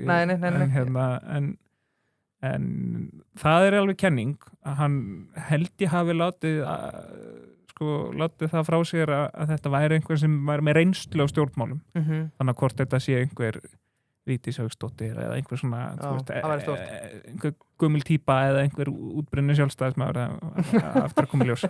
Þú íttir á svo vond að taka inn þegar þú talar að gera eftirhermu af því ég elska eftirhermur og er alltaf að æfa mig eftirhermur og næ ekki einni sko, en mér langar Nærðu Sigmundi það? Sko, ég var að hugsa að gera það en það verður algjörlega aflitt ég yrði að fá að æfa mig aðeins. Við klippum þetta bara út eftir þetta er safe space. Ok, hvað mun taka þig á Viðreisn? Aðalsteinn, Björg eða Róbert, Andri? Og líst þér ekki bara vel á þess að 3 frambjóðendur? Já, ég skal ekki segja, ég hef ekki hugmyndu þá. Ég ætla ég þekki þau lítið. Róbert var náttúrulega að vinna hjá KPMG í einhver svona ráðgjöf fyrir sveitarfélögin og kom að einu verkefni fyrir okkur í Kópavogi. Þannig að ég kynnti tónum aðeins að þeim vettfangi.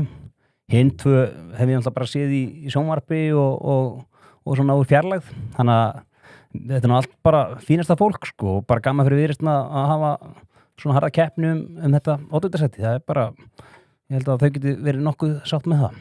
Já, ég hef enga tilfinningu fyrir hvernig það fer sko. Ég er svona Ég vil ekki lýsa yfir stuðningi við neitt? Nei, ekki ennþá sko. Þú veist, mér líst ágætlega á Björgu en svona flakk trufla með smá sko. Hún er búin að fara víðan völl á svolítið stuttum tíma. Þú veist, ekki það er alltaf lagi breytum skoðun og eitthvað svona en þegar þetta fara að vera svona ört þá fær maður svona einhvern smá eitthvað smá væp af einhverju svona framapóti eða eitthvað svoleið sko, en annars eins og ég segi, mér líst vel á Björgu, ég hugsa að ég myndi kjósa hana ef ég kissi í þessu prófkjöri sko. Sko, í síðasta þetta ég var Brynjar Níelsson og hveti matarhlustundur að taka þann þátt, hann var náttúrulega búin að þurfa að loka fyrir málbeinið sitt í meir en 1 ár og sá hvað talað og það var geðvegt. Við spurum að meðal hans út í þessa þéttingu byggð sem svona eiginlega hitt helsta mál Péturs, hann viðurkenna að það að taka til leikskólanum, hann samt ekkert endilega með svar við því, en það ekkert eitt auðvelt svar við, en hann mikið að hamra á þessari Vatnsmýri, en það hefur hann mun njóta góðs af því sjálfur, nei, ég er en hann vil þetta byggja Vatnsmýri, hvernig líst ykkur á það? Brynja var ekki hrifin, Andri, hvernig líst þér það? Ég held að það sé bara algjörlega ótímabært. Flugvöllurinn þarna og á meðan hann þarna þá geta menn bara gleymt öllum slíkum hugmyndum. Ég skil ekki af hverju þessir helstu talsmenn þessa flugvöllurinn fari séu ekki að leita betur að nýri staðsetningu, menn að núna situr samfylkingin bæði í borgarstjórn og í ríkisstjórn og þeim væri þá í lofa lagið að einhvern veginn reyna ít og eftir þessu en ég er ekki vissum að samgönguráðherra hans í sammála stefnum samfélgjarinn í þessu, ég held að það sé einmitt alls ekki. Þannig að ég held að þessi flugvöllur ekkert að fara nýtt í bráð og meðan mun ekkert byggjast þarna upp en að þú spyrir mig, er þetta miðsvæðis á höfuðborgarsvæðinu og gott byggingalandi flugvöllurum fer, menna það er bara augljóst svar við því. En ég menna sko, við skulum samt hafa það á hreinu, það er enginn að tala að bara byrja að byggja þarna á þess að vera búin að finna annan flugvöll. Pétur talar ekki það, hann talar það í ykkar þætti að skoða þetta, ég held að hann hefur talað að skoða þetta í 4 ár og ef það finnst ekki annar valkostur að þá bara gleyma þessu og fara að leita að lausna annars staðar. Hann má bara tala ef það er hægt að finna aðra lausna þá er það gríðarlega mikilvægt fyrir borgina og þróun byggðar í henni. En spurning hvort við þurfum að vera að tala þetta núna? Ég meina sko, þú veist, í mínum huga, já, það þarf að finna svar, já eða nei, hvort við séum að fara að skoða þetta, af því þú veist það hefur áhrif á það hvernig þú skipuleggjur restina af borginni og ný hverfi í borginni ef þú ert ekki að fara að byggja þarna. Þú ert ekki að fara að byggja það, ekki bráð. Já, ég meina, en þú veist, ef það finnst vænlegu kostur og við sjáum einhvern 15-20 ára horisont á það, þú veist, þá hefur það áhrif. Það er mikilvægt að vita já eða nei fyrir einhvern tímaramma, sko.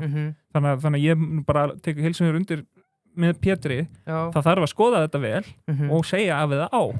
En það er algjörlega á tæru að í mínum huga og ég held bara að tala fyrir hönd allra frambjóðanda samfélkingarinnar að það er, þú veist, þessi flugvöllur er ekki að fara nema það verði fundin annar valkostur. Það er bara annað er bara ótækt, sko. Og nú einn merkur arkitekt sem að lagði til að gera bara landfyllingar út frá Skerjafirðinum. Já. Sem að mér finnst alveg skemmtilegu steinn að velta en svo væntanlega bara tímaspursmál ef að það er gert þá hvort að menn fari ekki líka þræta yfir því að það er að vera byggingaland líka.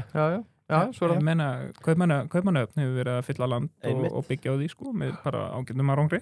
Já, stór hluta Kársnesi er á uppfyllingu, þannig að er landfyllingu. Já, sko, til að halda aðeins af með Reykjavíkurborg, ánum förum í aðra sálma, sko, Pétur er í smá, við erum að tala um Reykjavíkurborg bara almennt, en Pétur og Heiða er svona það sem fólk er að tala um almennt núna, því að ennþá alveg tæpt hálft ári kosningar, sko. Af því að það er lýðræðisveisla. Af því að það er lýðræðisveisla á Samfylkingunni.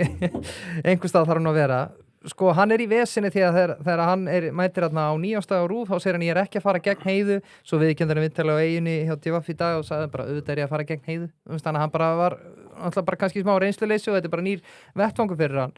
En maður velti fyrir sér, sko, að því að hann tala samt í viðtalinu okkur, frábært viðtal og hann er mjög flottur, sko, eins og að sé samt allt í góðu í Reykjavíkurborg og fólk þurfi bara nýtt fólk. Ég meina, þú veist, við erum búin að vera með hann vinstri meirihluta í mörg ár.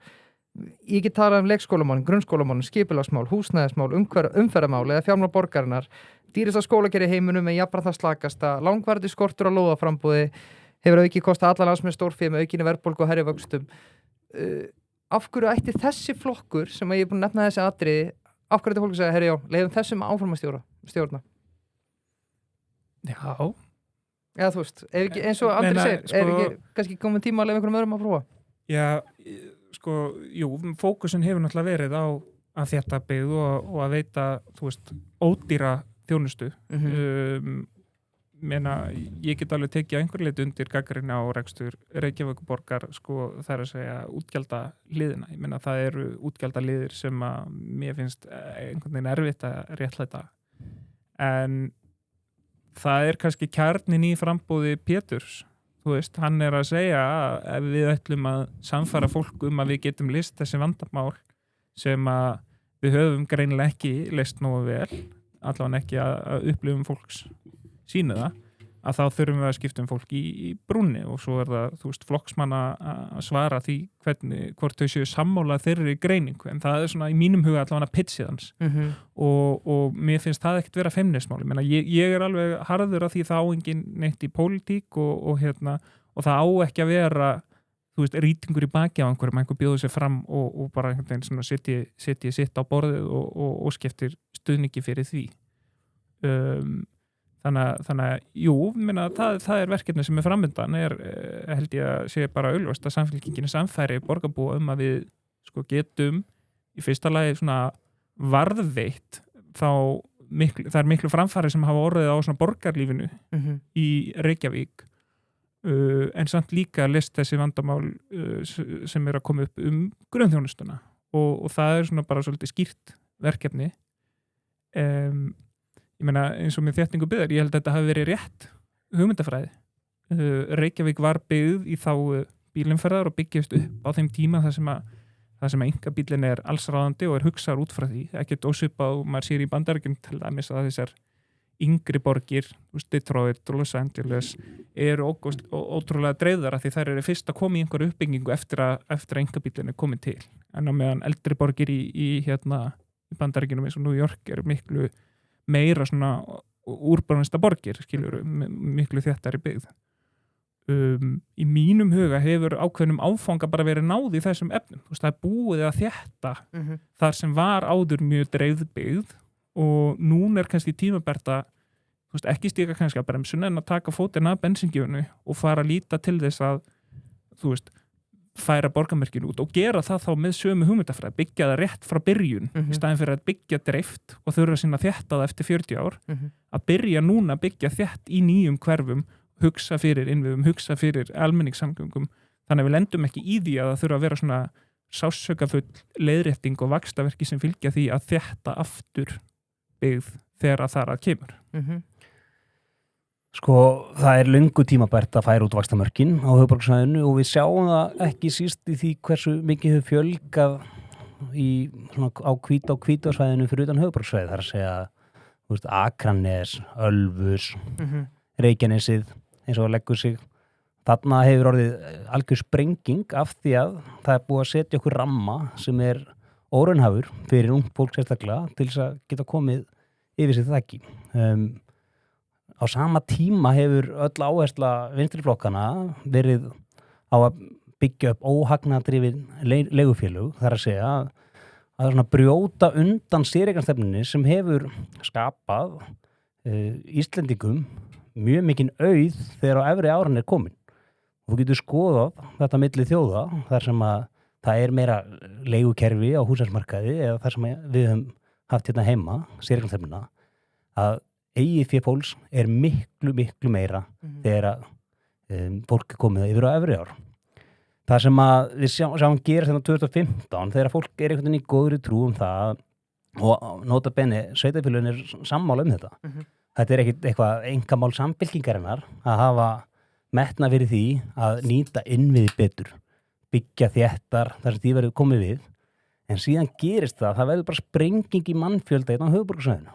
Okkur fjölga miklu hraðar en greiningarnar sem lágu til grundvallar svæðisskipulaginu og vaxtamörkunum. Og hvað gerir síðan? Menn neita að horfast í augu við það sem að gerast. Og núna eru bara því miður allt og mörg ár farin til spillis. Þar sem að sveitarfélögin hafa ekki geta brotið nýtt land undir byggð sem hefði verið svo miklu eðlilegri taktur. Af því það þannig að það lögbundið í skipulagslögum að sveitarfélög skulu setja með sér sameiginlegt svæðisskipulag. Það talað það almennt þar sem einhver sveitarfélög í knippi, en það sérstaklega tilgreint í lögunum sveitarfélögin á höfuðborgarsvæðinu en skulu setja sér sameiginlega. Til þess að gera breytingar á því, þá má ekkert eitt sveitarfélag setja sig upp á móti. Ef það gerir það, þá það fallið sjálft sig. Og því miður hefur viðmót Reykjavíkur núna í mörg ár verið það að það sé ekki tímabært eða ástæða til þess að færa út vaxtamörkinu. Og ég sá nú Dagur og Pavel, gamli sveitarstjórnarmenn úr Reykjavík, voru nú að að gera þessu skóinni á þinginu að þeir eru nú aldrei neita neinu. Nei, sko, menn þurfa nú ekki að lesa sér í gegnum marga fréttir eða skoða mikið af viðtölum til að vita nákvæmlega hver afstaða borgarna var gagnvart þessu og af hverju ætti einhver að leggja út í kostnaðinn og vesen sem fylgir því að fara í einhverja skipulagslýsingu til þess að fá þetta bara beint aftur í andlitið. Það er bara slæm meðferð á fé. Núna, þegar allir og ammaðir eru búin að átta sig á því að þetta gangi ekki svona lengur upp og búið einhvern veginn að ná að koma inn í hausin á öllum að við séum komið langt umfram þessa mannfjöldaspár, þá er bara mikið byggingaland, meðal annars í upplandi Kópavogs, þar sem við höfum haft hugmyndir það að geta byggt þar vel fyrir eldri íbúa, ekki bara Kópavogs, heldur líka annars staðar. Það eru mjög metnaðarfull áform sem liggja þar fyrir, en við getum ekki farið að stað af því að vaxtamörkin hamlaði. Þrátt fyrir þetta séu okkar land og við ættum með réttu að hafa skipulsvaldið yfir okkar. Hvað gerist leið og tekur til dæmis land eins og Gunnarshólma, þar sem við erum að sjá fyrir ykkur getur byggt alltaf 4.000 íbúðir og svo kannski 2.000 hjúkrunarrými, það er svona hugmyndinar en auðvitað að vinna þetta betur til að sjá nákvæmlega hvar við myndum enda, að þá er þetta að losa svo mikið af húsnæði inn í hverfunum fyrir fjölskyldurnar, þar sem leikskólarnir, skólarnir, íþróttundar eru. Á sama tíma er þetta að byggja upp príma þjónustu fyrir þetta fólk til þess einmitt að vera í félagsstarfinu með fólki á sínum aldri, vera með náttúruna allt kring, það er ekki eins og sérst að fara lengst út í sveit, þú ert kannski 5 mínútur að keyra að Norðlingaholti ef það, þannig að mér finnst svona, stundum bara svo mikil óskynsemi í pólitíkinni af því að fólk er búið að býta eitthvað í sig og stundu skemmir líka fyrir hver á hugmyndina fyrstur og það fara að stað einhver svona flokkadrættir en ég held að þetta vera fyrsta mál nýs kjörtímabils og ég finnst að vera svona viðhorf flestra svona, sem að maður heyri núna bjóða þessi fram og þá er ég allan að vísa til þess að svona oddvita frambjóðenda að það er engin í einhverju mega vörð fyrir núverandi vaxtamörkum. Þannig ég sé ekki af hverju þetta ekki vera fyrsta mál nýs kjörtímabils að draga ný vaxtamörk höfuðborgarsvæðið þannig að við getum farið að byggja hraðar, getum farið að byggja ódýrar á sama tíma og við höldum áfram að þétta bara á skynsamlegum hraða. Það er bara verkefni sem hættir aldrei. Já, Jónas, ég sá að þú hlóst aðeins á honum. Já, neði sko, ég er nú þannig að mér er alveg sama hvaðan gott kemur og ég býta ekkert svo nými. Ég meina, ég fengi kynningu á þessu verkefni Gunnarshólma og ef það tekst til eins og áætlanir standa til að þá finnst mér þetta mjög spennandi og bara myndi alveg styðja þá uppbyggingu. Ég veit að þetta er einhver leiti undilt innan samfélkingarna en ég er bara að tala sem ég sko. En þú veist, það eru auðvitað einhverjir fyrirvarar, ég meina þetta er á vatnsverndarsvæði og það þarf að passa upp á það og alls konar svona. Þetta er á fjarsvæði vatnsverndar. En á vatnsverndarsvæði og það þarf bara að passa það vel, er það eina sem ég er að segja. Sammála. En það liggur náttúrulega alveg fyrir að það þarf að færa út svæðismörkin, ég meina það verður ekki sundabraut fyrir en það er gert og svo framvegis, þannig að ég held að þetta sé alveg rétt spá hjá andra að það komi til þess að færa þessi mörk. Varðandi svæðisskipulagsnefnd, ég meina ég átta mig á því að það er einhver svona pólitík sem liggur hérna á bakvið og einhver óformleg samskipti og eitthvað. Staðreyndin er samt sem áður svo að það hefur einu sinni verið hafnað að færa út mörkin og það var Kópavogsbær sem hafnaði því að beiðni Garðabæjar frekar en Hafnarfjarðar. Já.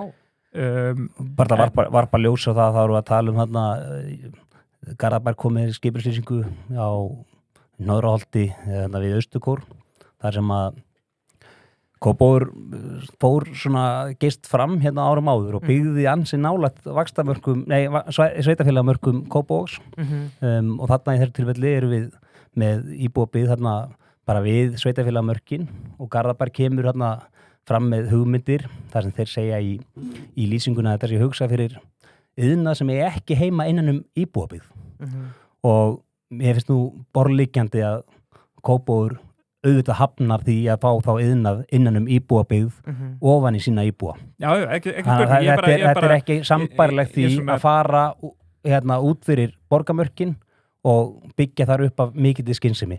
Þú getur ekki lagt þetta tventa í öfnu, það er bara auðvitað hannig. En samt sem að það er bara svona til að draga það fram. Þú veist, það er svo mikil umræð þessi mörk að það hefur verið eitt skipti sem var hafnað að færa þau og það var þetta. Átta mig alveg á því að það baksa og ég hugsa ég hef nú alveg verið sammálaði að hafna í þessu tilfelli. Hvað það? Sko Þannig ertu að láta liggja því að Samfylkingin hafi svo bara viljað færa út vaxtamörkin hérna síðustu ár? Já, er það þín kenning?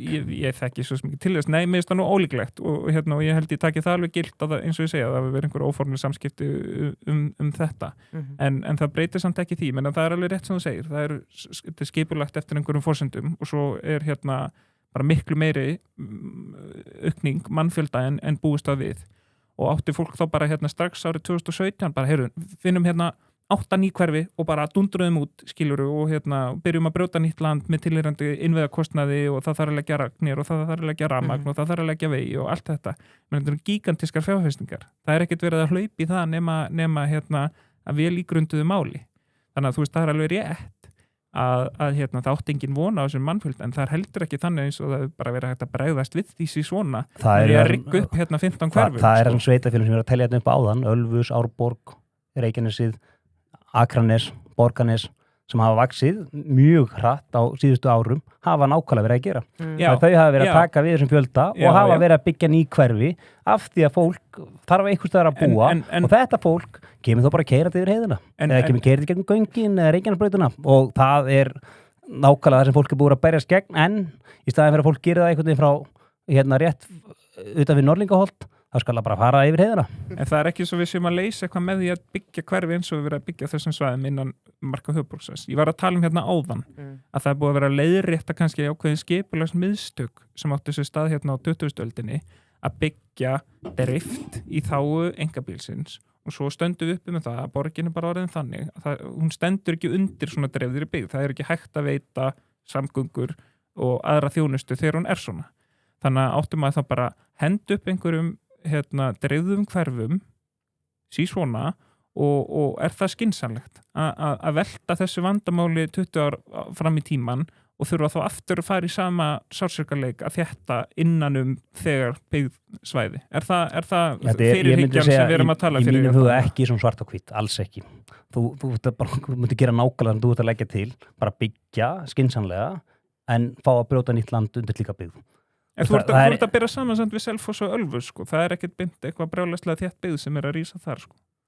Nei, sko, ég meina, þú getur byggt bara blöndu hverfi eins og, ekki nema þú tala um bara blokkir. Er það þín framtíð að sín allt út af vaxtamarki dag séu blokkir? Nei, alls ekki. Það fólk myndi bara byggja blöndu hverfi eins og, og það skiptir máli, allstar í öllum sveitafélögum með höfuðborgarsvæðinu að vinna mjög vanda fólk á skipulaginu. þar sem að fólk er búið að læra þessi fræði og það er bara prjónað saman við það, þá byggð sem er fyrir á höfuðborgarsvæðinu. Já, já, klart, höldum áfram að spila. Já, við höldum áfram smjörið. Við ætlum að færa okkur yfir í ykkur persónulega og svo er brandur. Brandur. Það eru nákvæmlega mínir í brandar. Það eru við hliðina þar? Já, þeir eru það, sannarlega. Standuðu þetta fyrir vali á bestu íslensku vörumerkjum núna. Það er mikil hátíð og hafa gert síðan 2020. 19. feb í Hörpu. Í Hörpunni, það verður veglegt. Miða á brandur.is, brandr.is. Sko, mér datt í hug að leyfa ykkur strákar að velja ykkur bara vörumerki og þeim eigið annarkvort, af því að þetta eru 5 flokkar sem að brandur er að tilnefna. Fyrirtækjamarkaður, einstaklingsmarkaður 50+ og síðan undir 50 og svo vörumerki vinnustæðar. Sko, þeim er annarkvort velja að því ég hef alltaf gaman að sprotum, sko. Ef við veljum fyrirtæki á einstaklingsmarkaði með undir 50 starfsmenn, annarkvort megi tilnefna bara fyrirtæki eigin vali hvað það fyrirtæki sem er, eða eitthvað úr þeim lista sem brandur er búin að taka saman hérna. Þetta er þetta geggjaða listi, sko. Já, hann er góður. Ætli neyðist ekki til að taka huppu á þessum lista. Brautriðjandi í Bræðarefsleiknum, sko. Nú, sko, fersku jarðarberja. Já, þau eru góð, sammála.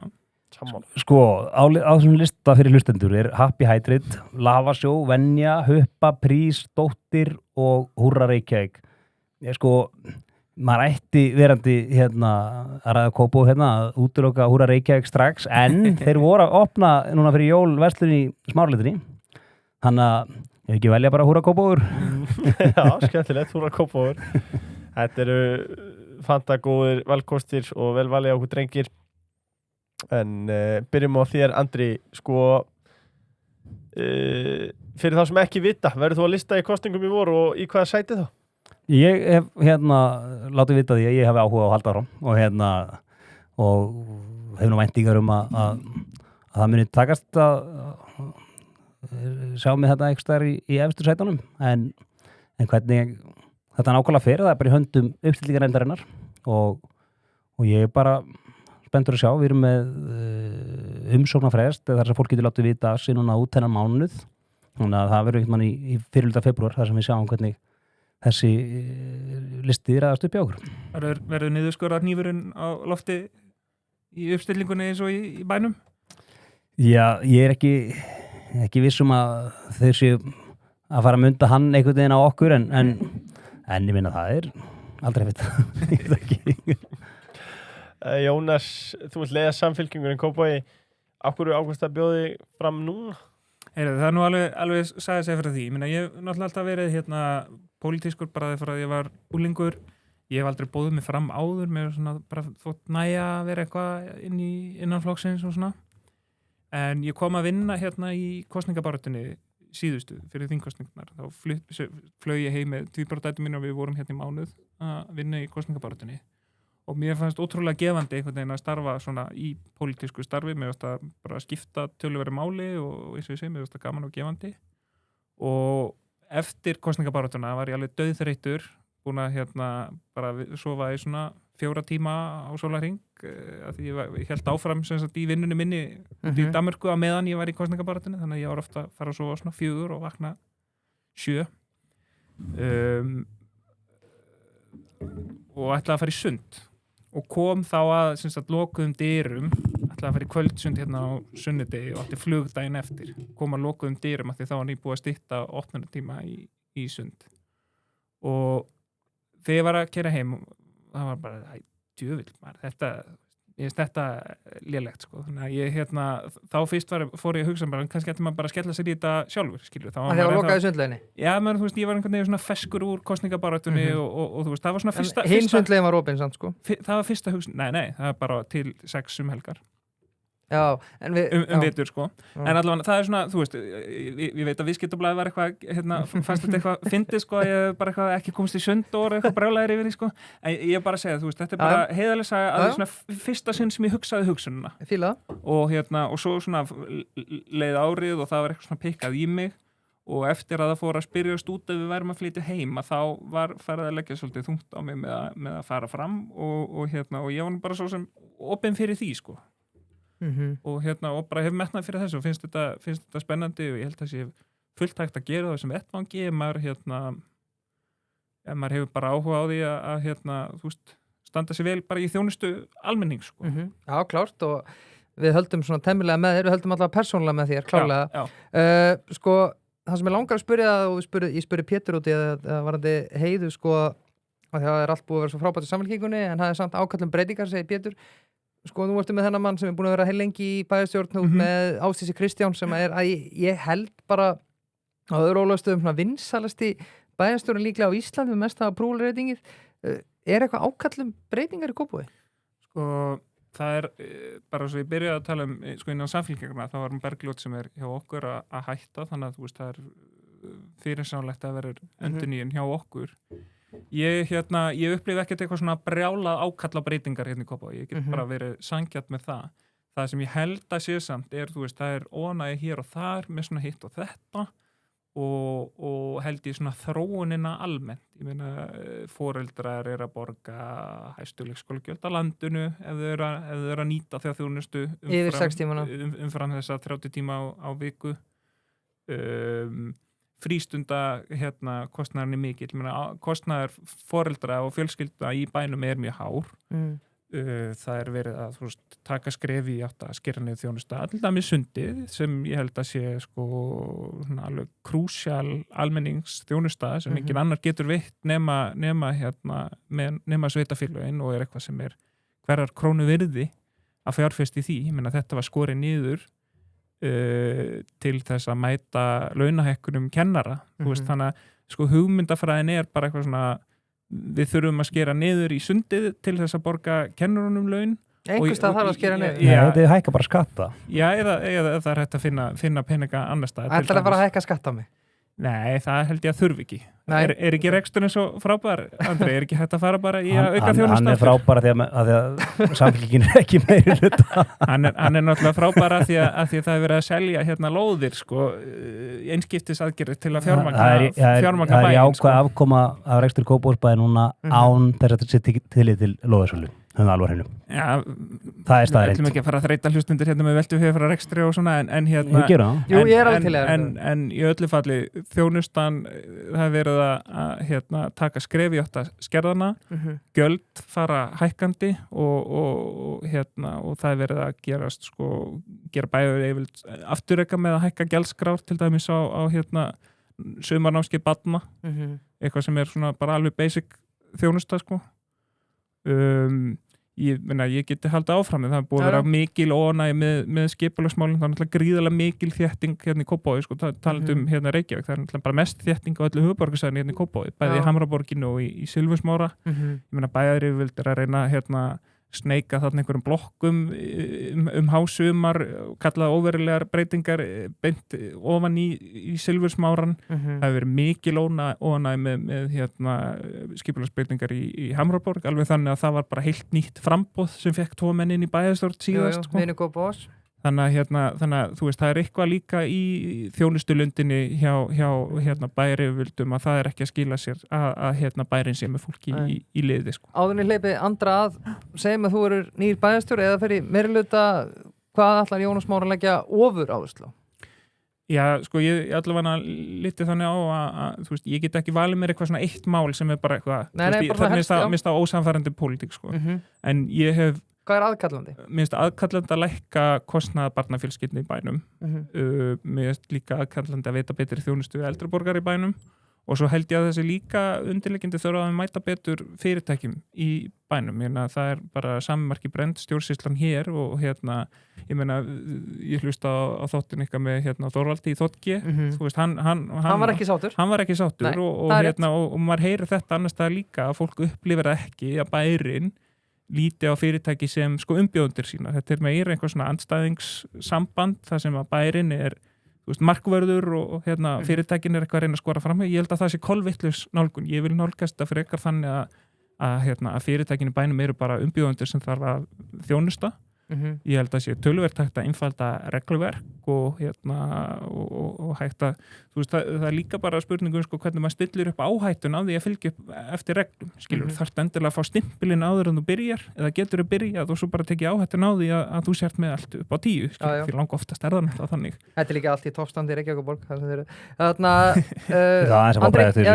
Andri, ég finnst alveg aðeins holuhljómur hérna að koma betur til móts við fyrirtækina á saman tíma og Jónas nefnir þetta 2 fyrirtæki sem er að byggja upp annars vegar Klasi hérna við Smáralindina og tala að sé verið að lauma einhverju inn hérna hásumar þetta er bara gert í ósamráð Jónas, leið mér bara að halda ára hérna og þessa uppbyggingu sem er í Fannborginu, sem er mjög flókið verkefni, þetta er mikið þéttingaverkefni og þeir sem hafa farið hérna Fannborgina, þeir sjá það auðvitað að þetta er á okkar miðbæðisvæði og þarna er verið að horfa til framtíðar. Þarna erum við að reyna að byggja upp fyrsta alvöru miðbæ Kópavogs. Þetta er mál sem að reynda að tegja sig ángarsina miklu lengur en til þessa kjörtímabils en það er svo mikilvægt líka að það sé ekki endalaust einhvern veginn haldið og sleft og hérna þó ég hafi mína skoðunar á því að miðbærin hefði mátt líta svona eða hins eginn út þá er það bara samtitt skipulag sem liggur þetta fyrir og það skiptir bara máli að fylgja hlutum svolítið eftir og klára þá og það er það sem er framönda núna þar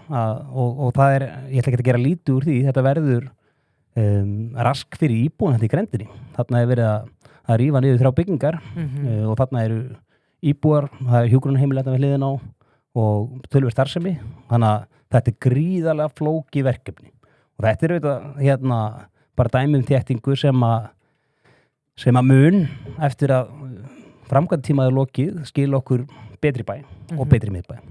Sama hérna með þessar hugmyndir Klasa sem vel að merkja eru í kynningaferli núna, þess að skipulagslýsingin er núna við samþykktum að fara með þetta mál áfram. Töldum það vera óverulega breytingu á deiliskipulagi, þetta var deiliskipulag fyrir, það er ekki eins og að vera hérna að teikna það upp frá grunni, en það hérna hækkun bygginga og það var, hérna við fengum það tilbaka frá Skipulagsstofnun að þetta falli ekki undir minniháttarbreytingu og þetta alltaf matskent og þá bara sjálfsagt að vera við því og þetta fer þá í annan feril og þarna koma þá athugasemdir og umsagnir frá öllum hagaðilum, þannig að það sé nú byrja á því. Jónas nefnir líka með gjaldskrá foreldra og ég ger ekki lítið úr því að leikskólagjöldin hækkuð 12 krónur á mánuði þegar við fórum í breytingarnar og það er talað um þessi sem er langhæstu leikskólagjöld á landinu, það munar nú einhverjum 100 kalli á okkur og Garðabæ fyrir 8 tíma vistun, þannig að því sé haldið skilmerkilegt til að haga. En hvað hefur gerst? Og þá er oft ágætt, þó ég mann hættur svo oft til að fara að ræða eitthvað í Reykjavík þegar við erum að bera okkur sama við Kópavog. Það er að því að Kópavog er næststærsta sveitarfélag landsins og Reykjavík er það stærsta og áskorunar oft svipaðar og það sem við vorum að glíma við í leikskólanum hérna í Kópavogi er það sem að Reykjavíkurborg er ennþá að glíma við af því að þar koma menn og tala um hlutina aftur, setja á því nefnd, samfélgin setur því nefndir sem gerir núna í vetur og fá okkur að niðurstu úr því en þeir þora ekki að gera neitt og á sama tíma versna bara vandi frá ára til árs og það er rétt að leikskólagjöldin hækkuðu hérna, núna eru samt 30% barna í 6 tíma vistun í Kópavogi og foreldrar þessar barna greiða ekki krónu í þessum áformum sem að komum frá borginni núna að þar sem að menn reyna að spyrna við fótum við þessu ástandi þar sem að lokunardagar, vísir á tóku þetta saman, lokunardagar hausti 2024 í Kópavogi 0 talsins eftir breytingar. Í Reykjavík eru lokunardagarnir þar sem þeir telja hvert barn frá leikskóla 1 dag sem 1 lokunardag. Það við sér að tölur. 11.000 á einu hausti. Vitið hvað þetta eru marga vinnustundir? Þetta eru rúmlega 5 ár á einu hausti sem tapast í vinnu. Af því að það er ekki verið að veita þessa þjónustu. En ertu ekki að taka vinnustundir af fólki með að vera dóldi skikkaðan til að vinna bara 6 tíma? Það er ekki verið að skikka neitt í eitthvað ákveðið form. Þvert á móti, það sem er að gerast fyrir þá sem eru með 8 tíma vistun er að þeir eru að fá 8 tíma vistuna sem þeir eru að borga fyrir. Og ég er að segja, það er bara ekki búið að kaupa þá þjónustu í Reykjavík. Og ekki nóg með það, þú veist aldrei hvenær fáliðunar áætlunin drepur niður fæti á þig sko. Það getur ótrúlega mikilvægt dagur í vinnunum akkurat þann daginn. Þú hefur engin úrræði, engin sveigjanleiki, deildin er lokuð, punktur. Það er ekki þjónusta sem ég finnst tækt að bjóða fólki upp á. Ástæðan við fórum í þessar gjaldskrárbreytingar og í Kópavogs módelið var ekki til þess að sækja einhverja aukna tekjur af foreldrum í Kópavogi síður en svo og það var alveg skýrt að hver einasta króna sem kæmi inn vegna breytingana væri beint aftur til leikskólana. Leikskólinu voru ekki fullmannaðir hjá okkur. Það var mikið álag á starfsmönnum, á börnum, á foreldrum. Við vorum að glíma við þessar lokanir. Við erum ekki að glíma við það lengur og það er ávinningurinn sem við vildum sjá af þessu módeli. Við höfum síðan farið í alls konar breytingar. Það er að segja, við höfum verið að stilla afslættina af og við erum ekki hætt. Við munum áfram halda því áfram af því að það er enginn einhvern veginn að halda því fram að við höfum fundið hérna einu fullkomnu lausn. Ásdís reyndar gerir það? Nei, alls ekki. Ég telur mér að tala ofta við hana en þú. Hún var nú bara bæjarstjórnarfundi í síðustu viku að segja að hún myndi aldrei bakka með þetta módel. Nei, ég er ekki heldur að segja við sem að bakka með neitt. Ég er að segja það að það eru stilliskrúður hérna en það að keyra gjaldskrána niður þannig að hún sé það lág að hún er ofnýtt að foreldrar sé að borga fyrir tíma sem er síðan ekki að nýta á meðan sveitarfélag er að borga yfir 90% kostnaðarins sem hlýst af því að manna plássið sem er síðan ekki nýtt, það er bara slæm meðferð á peningum. Þannig að þetta er eilíft og meina, guð minn góður, auðvitað vill maður að byrjarnar séu ekki þyngri en það þurfa að vera. Og í sama hvaða tilliti það er. En í því samengi má það líka nefna að hefur verið ægi á útgjöldum og ægi á því hvernig við sækjum peninga til okkar íbúa og fjölskylda í Kópavogi heimili að meðaltali bara 260.000 krónur í ár frá því að upphæða kjörtímabils. 4 milljarðar í lækkun fasteignaskatta. Þú verður að taka inn heildarmyndina af öllum þessum breytingum þegar þú ert að vega og meta hvort það sé árangur af stjórnunum eða ekki. Reksturinn réttum með við nullið, það verður að fjárfesta mikið, við erum að byggja 3 nýja leikskóla, 2 nýja grunnskóla, nýja stúku fyrir HK, gervigras fyrir Blikana. Ég myndi segja bara heilt yfir, það eru við bara fínur róli. Já, og eins og ég segi, sko, ætlunin ekki að fara að karpa ágæti Kópavogsmódelsins. Ég hef líka bara sagt að ég sé alveg tilgangin með, ég held að komi til af illu, þetta til þess að bregðast við mönnunarvanda og í mínum huga þetta alltaf tímabundið úrræði þangað til að mönnun kemst á þannig level að þessi hægt að veita almennari þjónustu.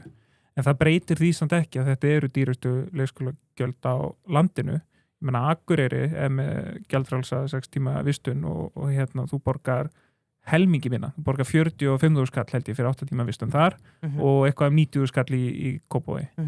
Í Hafnarfirði verið að fara í gjaldfrjálsa 6 tíma án þess að breyta gjaldskránni. Þannig að þú veist, það eina sem ég að segja það hægt að koma betur til móts við fjölskyldur þetta og með þetta og bara þú veist aðeins létta álagi, þú veist nýtingin á þessum 6 tímum, hún ekkert mikið lægri á Akureyri í Kópavogi. Ég skil það þurfa að vera hvatar til þess að nýtingin færist í 8 þessum 6 tímum en ég held að það sé ekki rétt að gera það með svona miklum þrýstingi og það sem meira ég meina, Andri segir réttilega að hver einasta króna sem kom inn fór aftur inn í leikskólakerfið en hvað þýðir það í raun? Ef að kostnaðarhlutdeildin helst óbreytt, þá að veita fólki sem nýtir þessa 6 tíma eða þessa 30 tíma viku gjaldfrjálsan leikskóla og fólki sem getur það ekki, það niðurgreiði leikskólan fyrir þann hóp.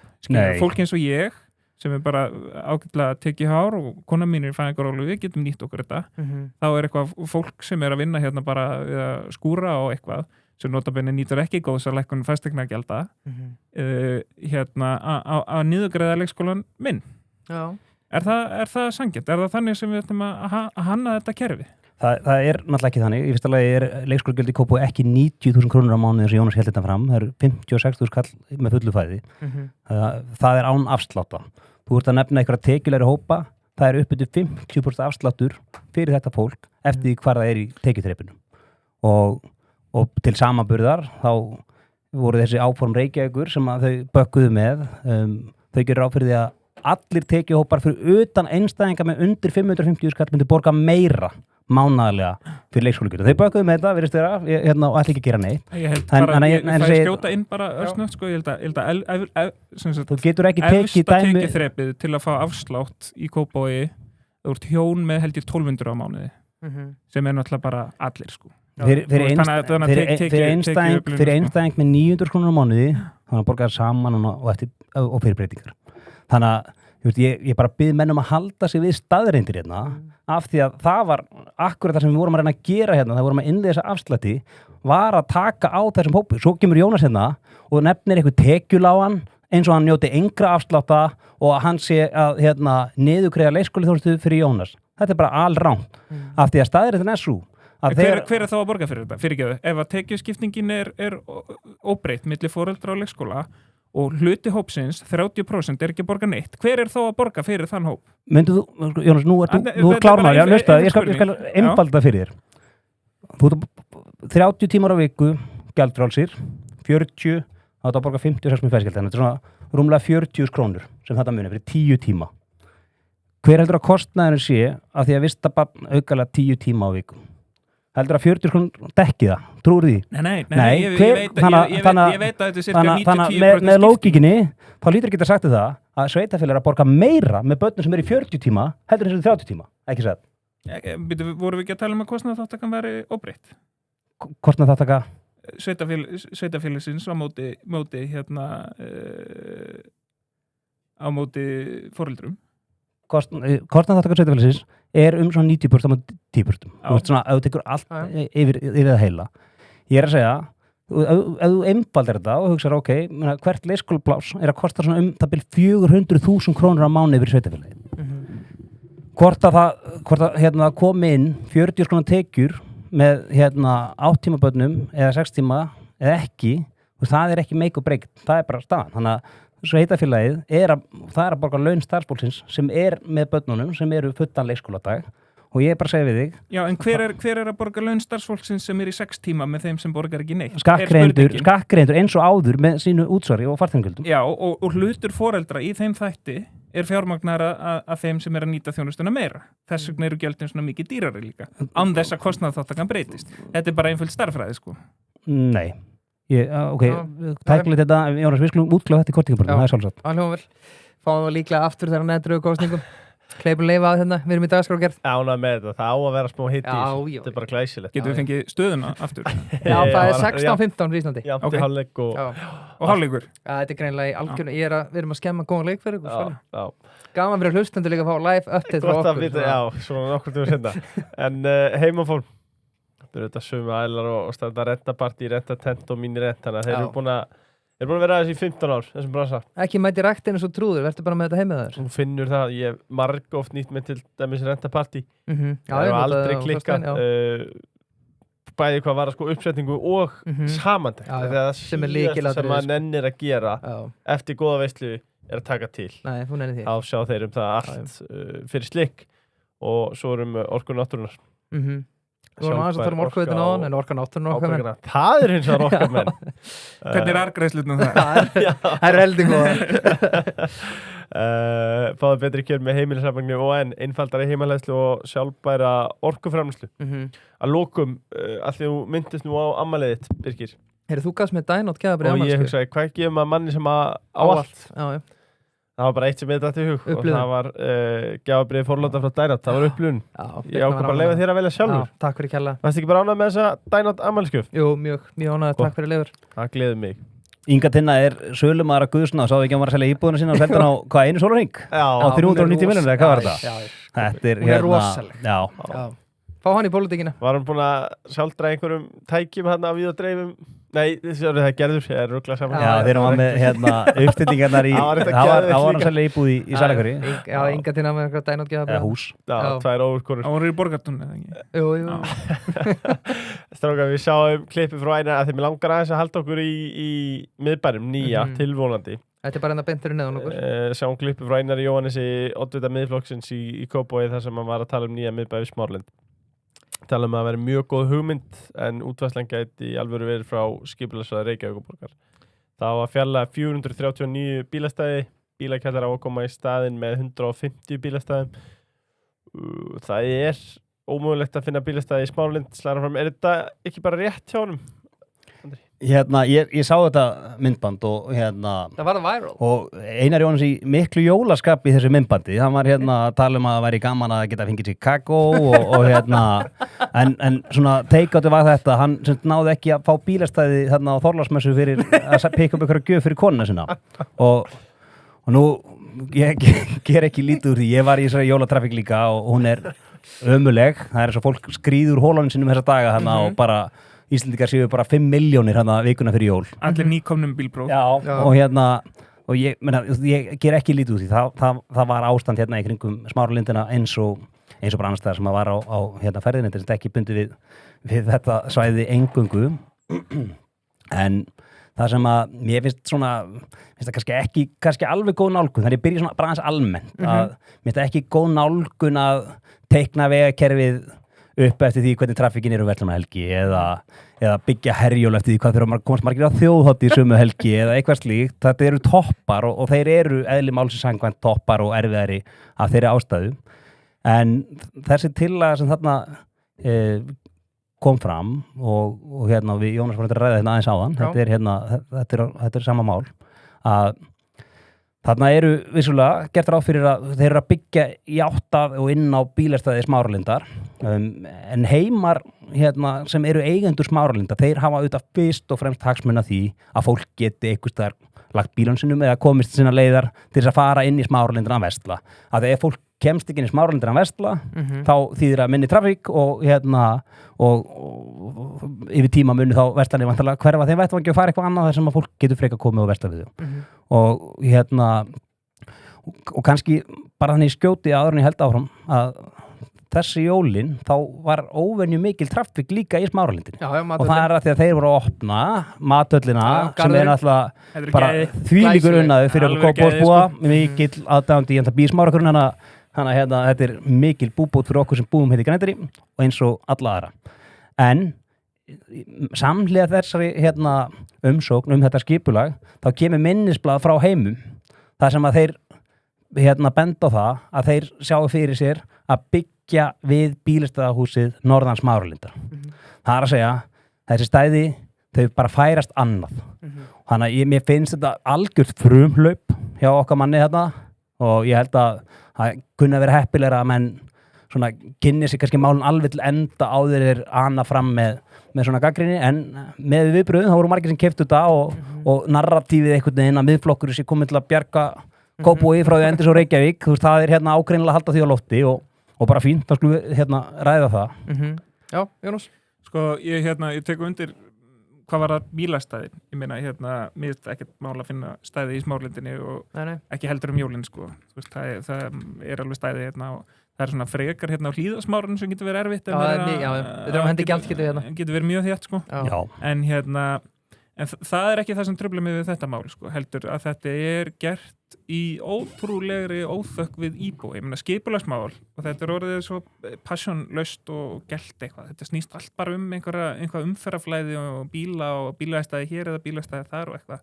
Ég meina að einhver leyti snýst það líka bara fólkið sem er búið að kaupa dýrar íbúðir, sér fyrir sér að hafa eitthvað heimili á grundvelli gildandi skipulags og það er einhverja forsendur sem liggja því fyrir og svo er verið að lauma skipulagsbreytingum inn og kalla þar óverulegar hásumar og eitthvað og það er laupið upp til handafóta og dreigið tilbaka og allt það.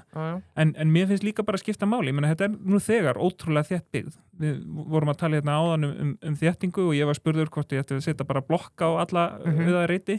Ég vil það ekki. Og ég held að þurfi ekki að gera það þetta. Það er svona mitt helsta bíf fyrir að þetta er bara í svo mikilli óþekku íbúa. Það er sama marki brennt í Fannborginni og Hamraborginni að þetta er allt gert í óþekk íbúa. Samráðið er ekki nógu gott, það er ekkert samtal virt og þá verður fólk ótrúlega ósátt. Og það upplifir að þessi verið að ganga nærri þeirra svona friðhelgi og þeirra svona, þú veist, hvíldarstaðar. Þetta hefur áhrif náttúrulega á sko, sól og skuggavarp og vind og allt þetta. Ég meina, sko, ég er þeirrar skoðunar að húsnæðisvandinn verður ekki leystur í Kópavogi. Hér hefur verið mikil þétting. Það er búið að byggja mikið og landið bara hægt og rólega að klárast. Eina sem er eftir núna er Vatnsenda-Hlíðin og Vatnsenda-Hvarf og þá ertu bara farin að byggja inn í Heiðmörk. Þá ertu farin að taka græna svæðið fyrir, sko, úthverfin hafa alltaf verið hugsuð þannig að fólk gætt fengið einhvern veginn svona best of both worlds að búa nálæði við borgina en fengið samt líka náttúru á því að eins og myndi búa í dreifbýli út á landi. Þannig þannig að mér finnst einhvern veginn skjóta skökku við að fara taka þessa reiti og ætla að fara þétta ennþá meira það sem er nú þegar mjög þétt byggð. Ég meina, það þarf líka bara að fara að hugsa fólki sem er fyrir, sko, og hugsa skipulega út frá þeirra hag og þeirra sjónarmiðum að það njóti sín áfram, sko. Sko, án þess að fara alveg 180 gráður oft í þessari umræðum þennan reit, þá er þetta þannig að þetta er deiluskipulagt og þarna mun koma byggð og þarna mun koma þéttbyggð og það er vissu íbúðir sem að þarna keyptu sér af því að þetta var bara partur af heildarsýninni fyrir þetta svæði. Þetta er þéttbyggt og það þarf ekki að koma neinum óvart að það verði en vissulega er verið að leggja til breytingar þetta en að því Jónas leggur áherslu á að sé verið að hundsa vilja íbúa og þar fram eftir götum þá er það akkurat í þessu ferli sem þessi reitur er í dag það sem er gert ráð fyrir því að íbúarnir geti komið athugasemdir, geti komið umsagnir, svo er þetta allt saman tekið og unnið áfram með þetta. Og hunsað. Þetta er ekki, framkvæmt bæjarins hinga til allavega alls. Í stærri málum. Sko. Nei, það er ekki rétt hjá Jónasi. En og bara eiginlega fáralt að halda því fram. En þetta er sem að, sko, nú er búið að setja alla ferla í tengslu við skipulsmál. Þannig að mörgum þykir nóg menn að Þorvaldur var mögulega gagnrýna það sko hvað þetta eru mikil, og Jónas hefur samúð með því og svo hefur hann samúð með íbúðunum þetta er bara veruleikinn sem að stendur frammi fyrir í skipulsmálum þetta er oft erfitt að feta þennan veg þar sem þú ert að sætta ólík sjónarmið, ólíkar hugmyndir fólk hefur líka ólíkan smekka hvort í hvað þeim finnst flott eða hvernig það vil búa og eitthvað sem þér finnst frábært getur öðrum þótt ömurlegt og það er bara, það er þessi áskorun sem er einhvern veginn alltaf líkjandi í skipulsmálum en ég bara undirstrika það að þessi tiltekni reitur, hann er bara í svona eðlilega ferli og það ekki komið sá tímapunktur að Jónas geti hérna bara í borðið og hérna blammir að skipulseyfildum Kópavogi fyrir það hvernig hann að byggjast upp af því að við erum bara ekki komið á það. Núna þetta bara hérna ennþá í vinnslu og þetta eru tillögur sem koma þetta fram. Mér finnst þetta mörguleiti mjög fínar, þarna verið að gera ráð fyrir aukinni þjónustu, það verið að gera ráð fyrir torgi, leiksvæði fyrir börn. Þetta mjög skemmtileg hvernig Smáralindin mun flæða þarna inn og út á hérna inn í verslunarmiðstöðinni og verslunum þjónusta úti. Mér finnst þetta svæði 201 mjög hérna Smári, mjög Silfursunds Smárun þetta, mjög skemmtilegt hérna að mörgu liti, þar að segja núna þetta hérna meira minn allt íbúðir sem eru ristnar en það sem í næsta áfanga er meiri þjónusta og slíkt á jarðhæð og það bara partur af einhverju framþróun en Jólaþorp. Já, skoðum það. Skoðum Jólaþorpið. Er það ekki? Ég meina, Einar allan hérna, hann var harður á því. Reyndar, Jólaþorpið Hafnarfjörður lifið góðu lífi, sko. En ég ánægð bara með Einar. Hann þurfti einhvern veginn að koma sér á framfæri og þetta var bara sniðugt í ánum, held ég. Já, en kannski smá frumlöp. Eins og þú segir, sko, þú veist, ég sammálónum að einhver leiti bara á öðrum forsendum en ef þetta að fara að vera tónnin í miðflokknum í þessum sveitarstjórnarkosningum, þá er þetta orðið svolítið. Þetta er, Ef þú eru að koma með eitthvað meira. Já, sammála því. Klart mál. Við skulum færa okkur í næsta mál. Við þurfum að halda þétta spöðunum hérna. Ég eftir að Jónas eru fyrir matabóð. Nei. Sko, ég sagði bara, ég ekkert vissum að ég komi heim í kvöld, sko. Ég tók tlamburðuna mér. Það búið að gera ráðstafanir, það gott. Við ætlum að færa okkur í útlendingamálin. Ég búið Apró. Já, það var gaman að stoppa í Kópavoginum aðeins. Já, það var mjög gaman. Ég verði að segja það, ég er bara sammála því. En ef þú ert í einhverjum hugleiðingum með að innlega gervigreind í þitt fyrirtæki, þá myndi ég heyra í Apró og það samstundis. Sérstnið að þau fyrirtækja og auðvelt og aðgengilegt hanna fyrir fjölbreyttan notendóp. Já. Hvernig ykkur til þess að kynna ykkur Apró, en svo eru þetta með Giggo, strákar, hafið þið heyrt af og jafnvel notað Giggo einhvern tímann? Ég er með Giggo appið. Okay. Já.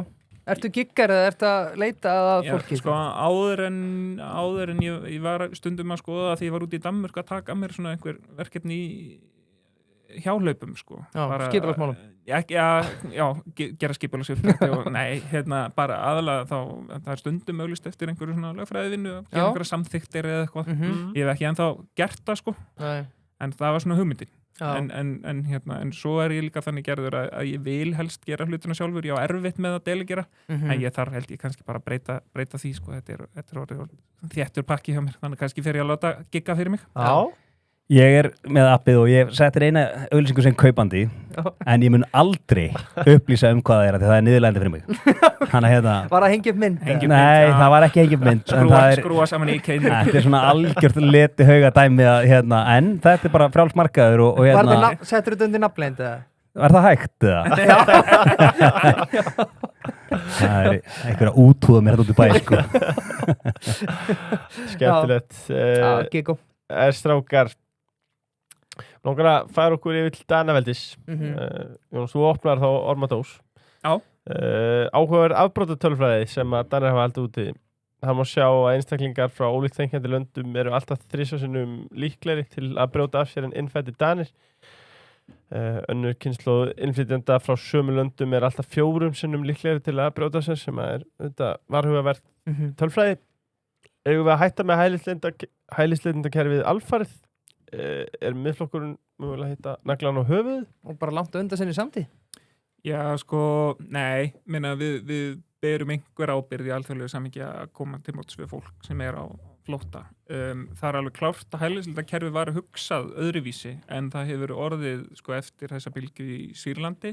Þetta var hugsað þannig að þú myndir stoppa í fyrsta örugga landinu og fyrir viki var það örsjaldan sem einhver átti fyrsta stopp á Íslandi. Ef það nokkuð tíman. Sko. Þeir flóttamenn sem komu hérna áður fyrir voru einhverjir sem voru sóttir. Það var bara sérstakt verkefni og það var bara svona hátíð í kringum það og fyrir vikið líka svolítið litlir hópar og það var búið að hugsa vel fyrir þeim og þeir fengu til að vera aðstoð og voru dregnir bara svolítið inn í samfélagið.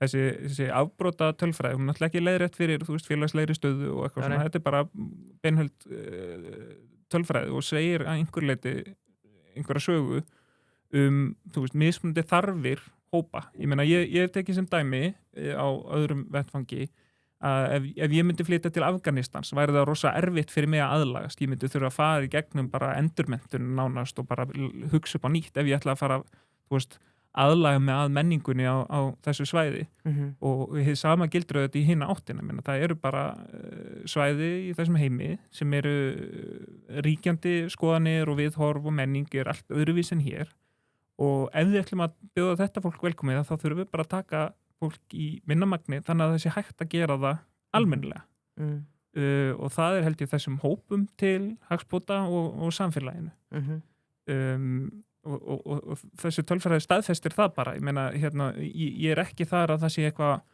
óbrúanlegt bil á milli þessara hópa en ég held að það krefjast meira ef við ætlum að taka móti þessum hópum en að bara það komingað og eigi síðan að finna út úr þessum málum og sérstaklega þegar það eru þannig magni að þau geti auðveldlega myndað eigin samfélög innan Íslands og þurfa kannski ekki að taka upp ríkjandi viðhorf, þurfa ekki aðlagast menningunni, þurfa ekki að gerast Íslendingar, skiljum það krefst einhvers að verða Íslendingur, þú þarft að samsamað einhverju leyti, þú veist, þjóðarsálinni og hafa áhuga á menningunni, hafa áhuga á tungumálinu, hafa áhuga á samfélaginu og það gerist ekkert að sjálfu sér endilega nema að þú sért þannig sterkur einstaklingur og hafi þannig áhuga á því þannig að í einhverjum öðrum tilfengum krefst þess það bara meira af okkur sem samfélag ef við ætlum að taka móti þessum hópum. Já, Andri, ánir hleypið sko, Brynjar einmitt hjá okkur síðast þetta og hann talaði einmitt þetta, þannig að spurðum við bara hætta með þetta hælisleitendakerfi. Sko, núna er sjálfstæðisflokkurinn að einhverju leyti kannski mögulega bara og mögulega þessi ríkisstjórn almennt bara að elta miðflokkinn í útlendingamálum og maður velti fyrir sér sko hvort að sé trúlegt. Fólk hugsa frekar kannski bara, herri, ég treysti bara miðflokkum, hann er búin að tala um þetta miklu fleiri ár en þessi flokkar. Já, ég er reyndar ekki sammála að þeir sem tala um þetta miklu fleiri ár, menna, ég man eftir svipu göngunum sem svolítið menn gengur inn í gegnum þegar menn voru reyna að koma ykkur konsensus á að þetta væri kannski stefni í óefni en ég minna, miðflokkurinn hefur klálega hæst með þessi mál í dag og ég ætla ekki að fara að mótmála því. Sko mín skoðun er bara hefur ekkert breyst. Ég hef áhyggjur af því að við séum að taka á móti fjölda sem er ráðum illa við með þeirra svona velta tölur álagi á ýmsa innviði og við í Kópavogi sem dæmi við stigum mjög varlega til jarðar þegar koma samræður móttöku flóttafólks. Við skuldbundum okkur til að taka á móti 101 flóttamanni á meðan að Reykjavík sem dæmi fór í 1500 ég man ekki alla tölu, ég man Reykjavík á okkur en með mörg sveitarfélög tóku hlutfallslega á móti fjölda sem ég bara fæ ekki skilið hvernig menn gátu einhvern veginn skuldbundið sig í þetta af því að þessu fylgja vandamál sem ég held að enginn hefur almennilega svörum við hvernig er best að tækla og þá hefur mér einhvern veginn þótt svona heppilegra að nálgast hlutina fyrir eitthvað varfærið og einhvern veginn að sinna eins og Jónas er að lýsa þegar við erum að tala um kvótaflóttamenn fortíðarinnar þá einhvern veginn ertu svolítið með aðbúnaðinn kláran áður en að fjöldin kemur. Maður er búin að heyra sko alls konar sögur til dæmis sögur frá hvort það hefur verið í Garði þar sem einn morgunni bara kemur út af börnum á leiðinni í skólan og hvorki kóngurinn prestur láta þeim vita. Og þetta er svo sérstakt og stjórnsýslan að einhverju leyti þar sem bara fólk er að hlaupa einhvern veginn og reyna að koma fólk eitthvað fyrir og veita einhverju þjónustur þetta fólk kom mína samúð sko fyrir þetta verkefni sem að einhvern veginn fólk færi í hendurnar þegar að fólk bara streymdi inn þannig ég held að sko þetta er í rauninni þannig að við höfum ekkert fulla stjórn á okkar landamærum á meðan við erum búin að undirgangast ákveðna alþjóðlega sáttmála. Það er bara þannig að ef að fólk kemur frá uppurina ríki þá á það rétt á vernd eftir því sem við höfum skuldbundi okkur til þess að gera og það kallar á til dæmis drastískar aðgerðir ef við ætlum að ná einhverju full control. Það er ekki þetta að segja bara við ætlum að skrúa niður þessa vendum 10%. Það er svona það sem að mínar atvinna hafa leitt í ljós sko, að annarkvort ertu bara frá óöruggu ríki eða ekki, punktur. Og þegar við erum að horfa til þess, fólk fær misjafna vernd eftir því hversu erfiðar aðstæður fólk er að flýja. En þetta er bara pínu okkar veruleiki, þannig ég viðræði nú einmitt í þetta í ágúst að mögulega þyrftum við að skoða eitthvað slíkt, en ég ætla ekki heldur að úttala mig um það hvaða áhrif það kynni að hafa gagnvart okkar stöðu í alþjóða samfélaginu. Einhvern veginn ef við ætlum ekki að axla þessa ábyrgð því að þetta er náttúrulega þetta er mjög trikki staða sem að Evrópa í heilsinni stendur frammi fyrir. það náttúrulega ekki þannig, sko, þú veist, við erum náttúrulega með Dyflinnarreglugerðina, þannig að ef einhver hefur komið við í Evrópulandi fyrst, að þá eigum við rétt að senda fólk aftur þangað og svo það mat hverju sinni hvort það sé gert eða ekki og það getur verið mjög vandasamt. Mér langar samt aðeins að tala þú veist, þessa breytingu í umræðinni. Sko, þú veist, það náttúrulega bara staðreind að stemningin fyrir þessu var svolítið önnur fyrir áratug síðan og ég tók bara þátt í henni. Það sem hefur kannski breyst í millitíðinni að fólk hefur þurft að takast á við þessar áskoranir og séð að það séu kannski ekki bara jákvæðir hlutir við fjölmenningu og fjölbreytileika. Því fylgir líka bara töluverðar áskoranir einhvern veginn svona á planinu, sko, þú veist, í raunveruleikanum. Og ef maður ætlar að gera það og ef maður ætlar að eiga þessu umræðu þá er traust svo mikilvægt. Af því, þú veist, það sem svífur alltaf yfir vötnum einhver rasismi og xenofóbía og þess vegna hefur verið svo erfitt að ræða þetta.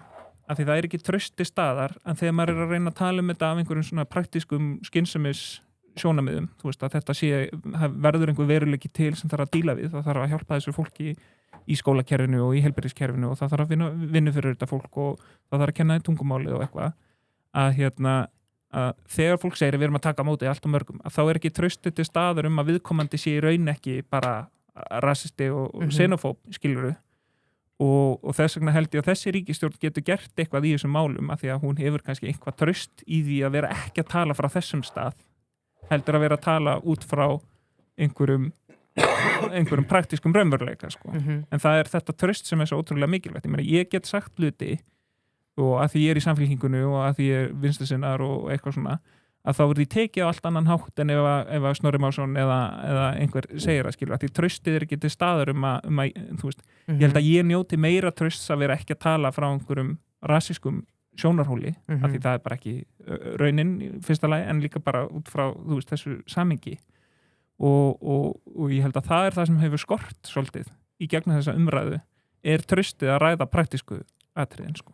Ég er sammála þessari greiningu, ég held að þetta skipti miklu máli. Ég held að fólk kannski síðustu ár einhvern veginn nálgast þetta alltaf með þeim hætti að sá sem einhvern veginn væri að ljá máls á því að mögulega þyrfti eitthvað aðeins stíga bremsuna að væri að koma frá svo slæmur stað. Þetta er alveg ekki tekið undir þetta á Jóhannessi og ég held líka að stjórnarnarstjórnflokka þess tíma og ekki öll samfélkingin en hlutennar, Píratar, Viðreisn létur náttúrulega oft eins og einhver algjör skrill þegar menn voru að tala fyrir hlutir sem þykja bara mjög sjálfsæðir í dag, sko. Og það var, ég nefndi þetta á það, svipugöngin. Það var gerð málverkaserja eftir listamann sem ég tekja nafngreinna, þar sem að var að mála ráðherra sjálfstæðisflokksins í einhverjum nasistabúningum fyrir það, sko, þetta er ekki sko fréttnæmt í dag hvað fólk var að leggja til í breytingum og útlækulum. En þetta var bara veruleikinn sem fólk stóð frammi fyrir og ég má nú til með að nefna það að þjóðin, hún tók þátt í þessu. Hún var sjálf ekki kannski almennilega vöknuð gagnvart þeim veruleika sem að við værum að horfast í augu við. Já. En ég vil samt alltaf, það er líka mikilvægt að geta samhengisins í þessari umræðu. Ég meina, það er tiltölulega lítill hluti útlendinga á Íslandi flóttamenn og af þeim hluta sem eru flóttamenn er stærsti hluti náttúrulega Úkraínumenn og Venezuela. Þannig að þú veist, það er samhengi hlutana. Þetta er ekki að stofni til fólk frá þessum svæðum sem að þessi til dæmis tölfræði frá Danmörku er að telja til. Ekki að stofninum til allavega, þó að þess þekkjast þetta dæmi. Sko, bara til að slúta þessu, það kom nú nokkuð spánst fyrir sjónir að Kay Frost talaði bara að hún geti alveg verið sammála miðflokknum í útlendingamálum. Þú veist, þetta er eitthvað eins og Andri talar þetta hefði aldrei heyrt fyrir 3 eða 5 árum eða hvað sem það er. Nei, ég meina, sko, ég get alveg tekið undir þetta. Þetta hlýtur að stuða einhverja í sambúð. Þetta gerði það, sko, og en ef fólk les viðtalið þá held ég að það sé ekki spurningum að vera sammála miðflokknum, heldur að ná saman með miðflokknum og ég held að það sé alveg raunhæft. Ég meina, í grunninn held ég að flestir sé að leitast við því að við séum bara svona nokkurn veginn að standa okkar plikt en ekki að ganga þeimun lengra en önnur Evrópuríki eins og raunin hefur verið. Menna, við höfum verið með séríslenskar reglur sem hafa ekki verið til staðar annar staðar og að einhver liti býður það upp á svona shopping, skilur þú velur það svæði sem er með hagstæðistu reglurnar auðvitað. Menna, þú veist, Ísland frábært, ég elska Ísland, ég veit að Ísland ekki allra, ég á erfitt með að ímynda mér að einhver frá einhverjum að ríkjum Afríku hugsi bara eitthvað Ísland, yes, þetta fyrir mig, ég verð að komast þangað. Það náttúrulega í fyrsta lagi ekki hugsunin með hælisleitendakerfinu, heldur að þú fáir tímabundið skjóla meðan hættast eða rað í þínu heimaríki, en þess fyrir utan, það erfitt að koma til Íslands, það dýrt að komast til Íslands, þannig að einhverju leiti þú veist, það fólk sem að skila sér hingað að sækja í þessar reglur, sko, af því það bara hagstætt. Og það ekki gott, þú veist, það ekki góð leið til að skipuleggja þetta kerfi, sko. Nei, klart. Já. Þá förum við að síðasta leiðinum fyrir riddaraspurningarnar. Já. Jónas kemst í matabóði. Það búið að gera ráðstöðuna í kvöld. Já, sorry. Ég lít færa matabóði. Já. Það Evrópumálin sem við nú aðeins búin að snerta á jafnt og þétt í þættinum í kvöld, en ef þú ætlar að byrja daginn þá ekki bara best að byrja á Höstrandbolla. Sænskeiði, endurvinnulegt og fyrst og fremst bara gott að bragðið. Og svo eru kaffivélarnar frá þeim líka forlátar. En strákar, Subway var það sem mér langaði að ræða við ykkur. Hvort það að hitta þetta eða rista? Ég að hitta. Þú ert að hitta þetta? Ég að hitta. Já, ég er gaman að því. Ég geti bátið á Subway fyrir dóttur mína. Já. Skinkubátu með engu. Ekki gott valjú þar, en hann var hittaður. Ég rista minn sjálfur. Já. Viltu deila með okkur hvaða bát þú ferði? Ég tek kjúklingabringuna. Kjúklingabringuna, já. Það síðilust, ég tek BMT. Já, báði góðir, ég segi bæði betra. En strákar, Grímur Grímsson, þingmaður Viðreisnar, sagði á Alþingi í dag að með við þá stöðu sem uppi í utanríkismálum í dag, þá eigum við að horfa enn frekar til Evrópusambandsins og ganga þar inn. Látum það ekki með til hvort þetta hafi verið kannski ondilega rétt leið til að koma að kjarnamálsins, en ESB, það eitthvað sem að ef við bara segja kíkja í pakkan, er það sjálfsögðu hlutur, Andri? Ég hef sagt það áður að mér finnst ekkert að því að fólk fá að kjósa það hvort við ættum að ganga inn í sambandið eða ekki. Ég bara mínar efasemdir svona kannski dagskrárvaldið í þessu ferli öllu. Það að segja hvernig þessu verður stilt upp gagnvart fólki, hvort það sé raunhæft að kíkja í pakkan eins og hérna mikið talað það svona kannski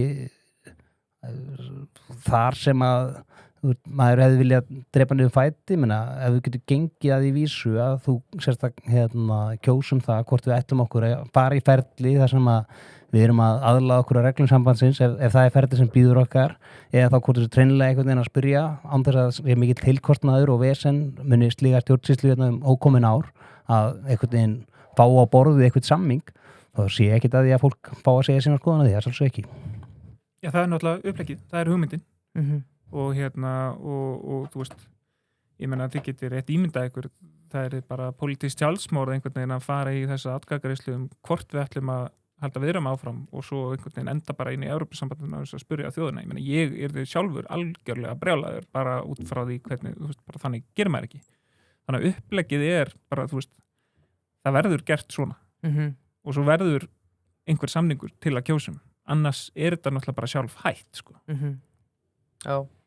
24-22 í Íslandi.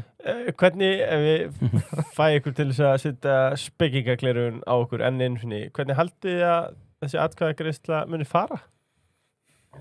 Þetta sveiflast náttúrulega. Ég held að ég myndi nú spá naumum sigri að kíkja í pakkan, en svo veit ég ekki hvort að pakkin þið samþyktur, sko.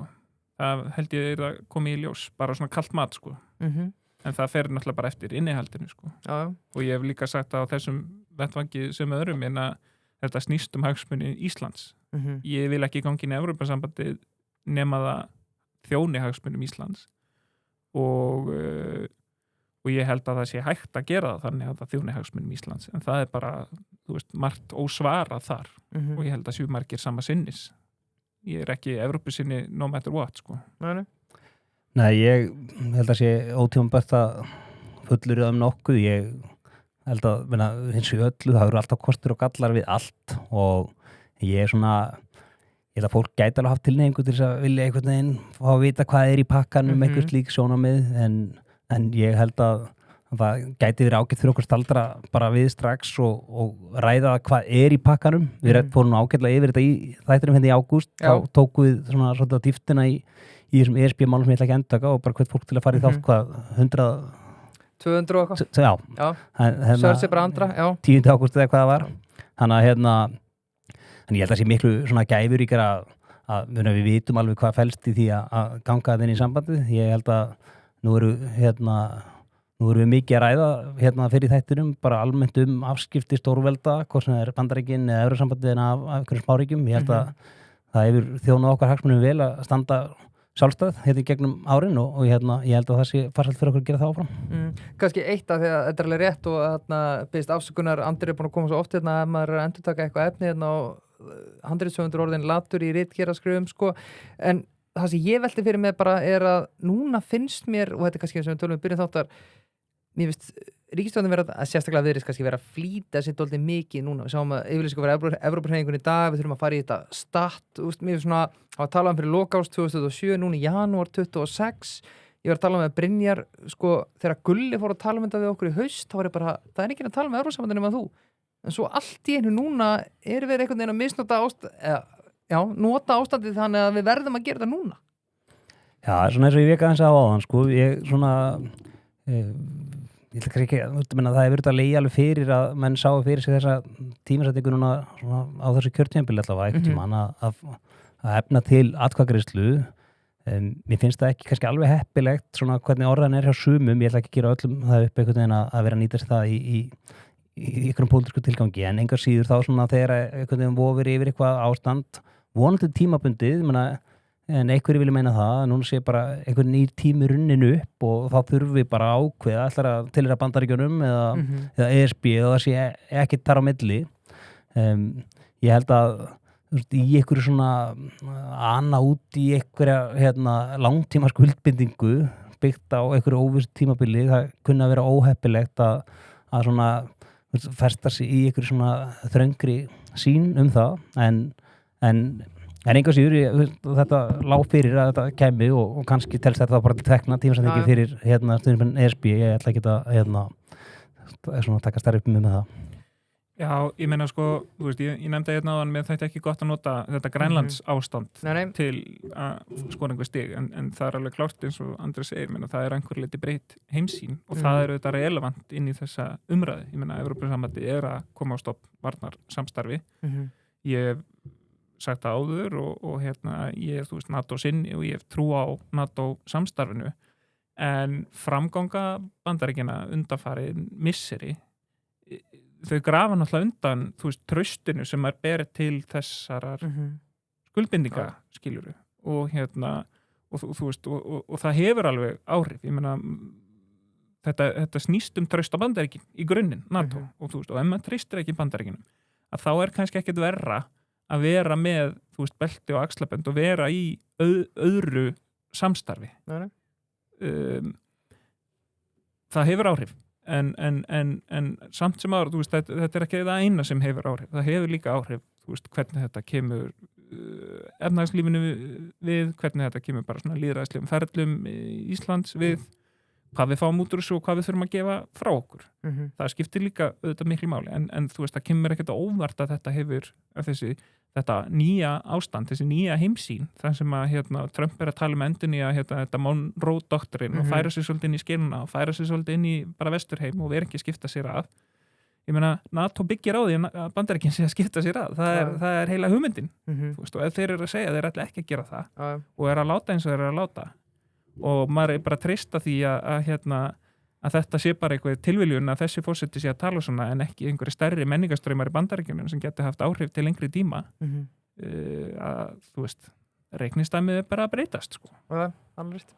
Klart. Þá erum við komin að ritara spurningum strákar í bland við almennar. Við erum þetta með David Jones. Já. Og sko, við vorum með þetta að fá 2 nýjar tegundir að lenda í krónu og högum sem er frábært. 370 kall. Já, það er náttúrulega verið að gefa það. Og svo er auðvitað að gleyma sér í þessu að þeir eru náttúrulega líka með chocolate dates sem eru afbyrða góða dölur. Já.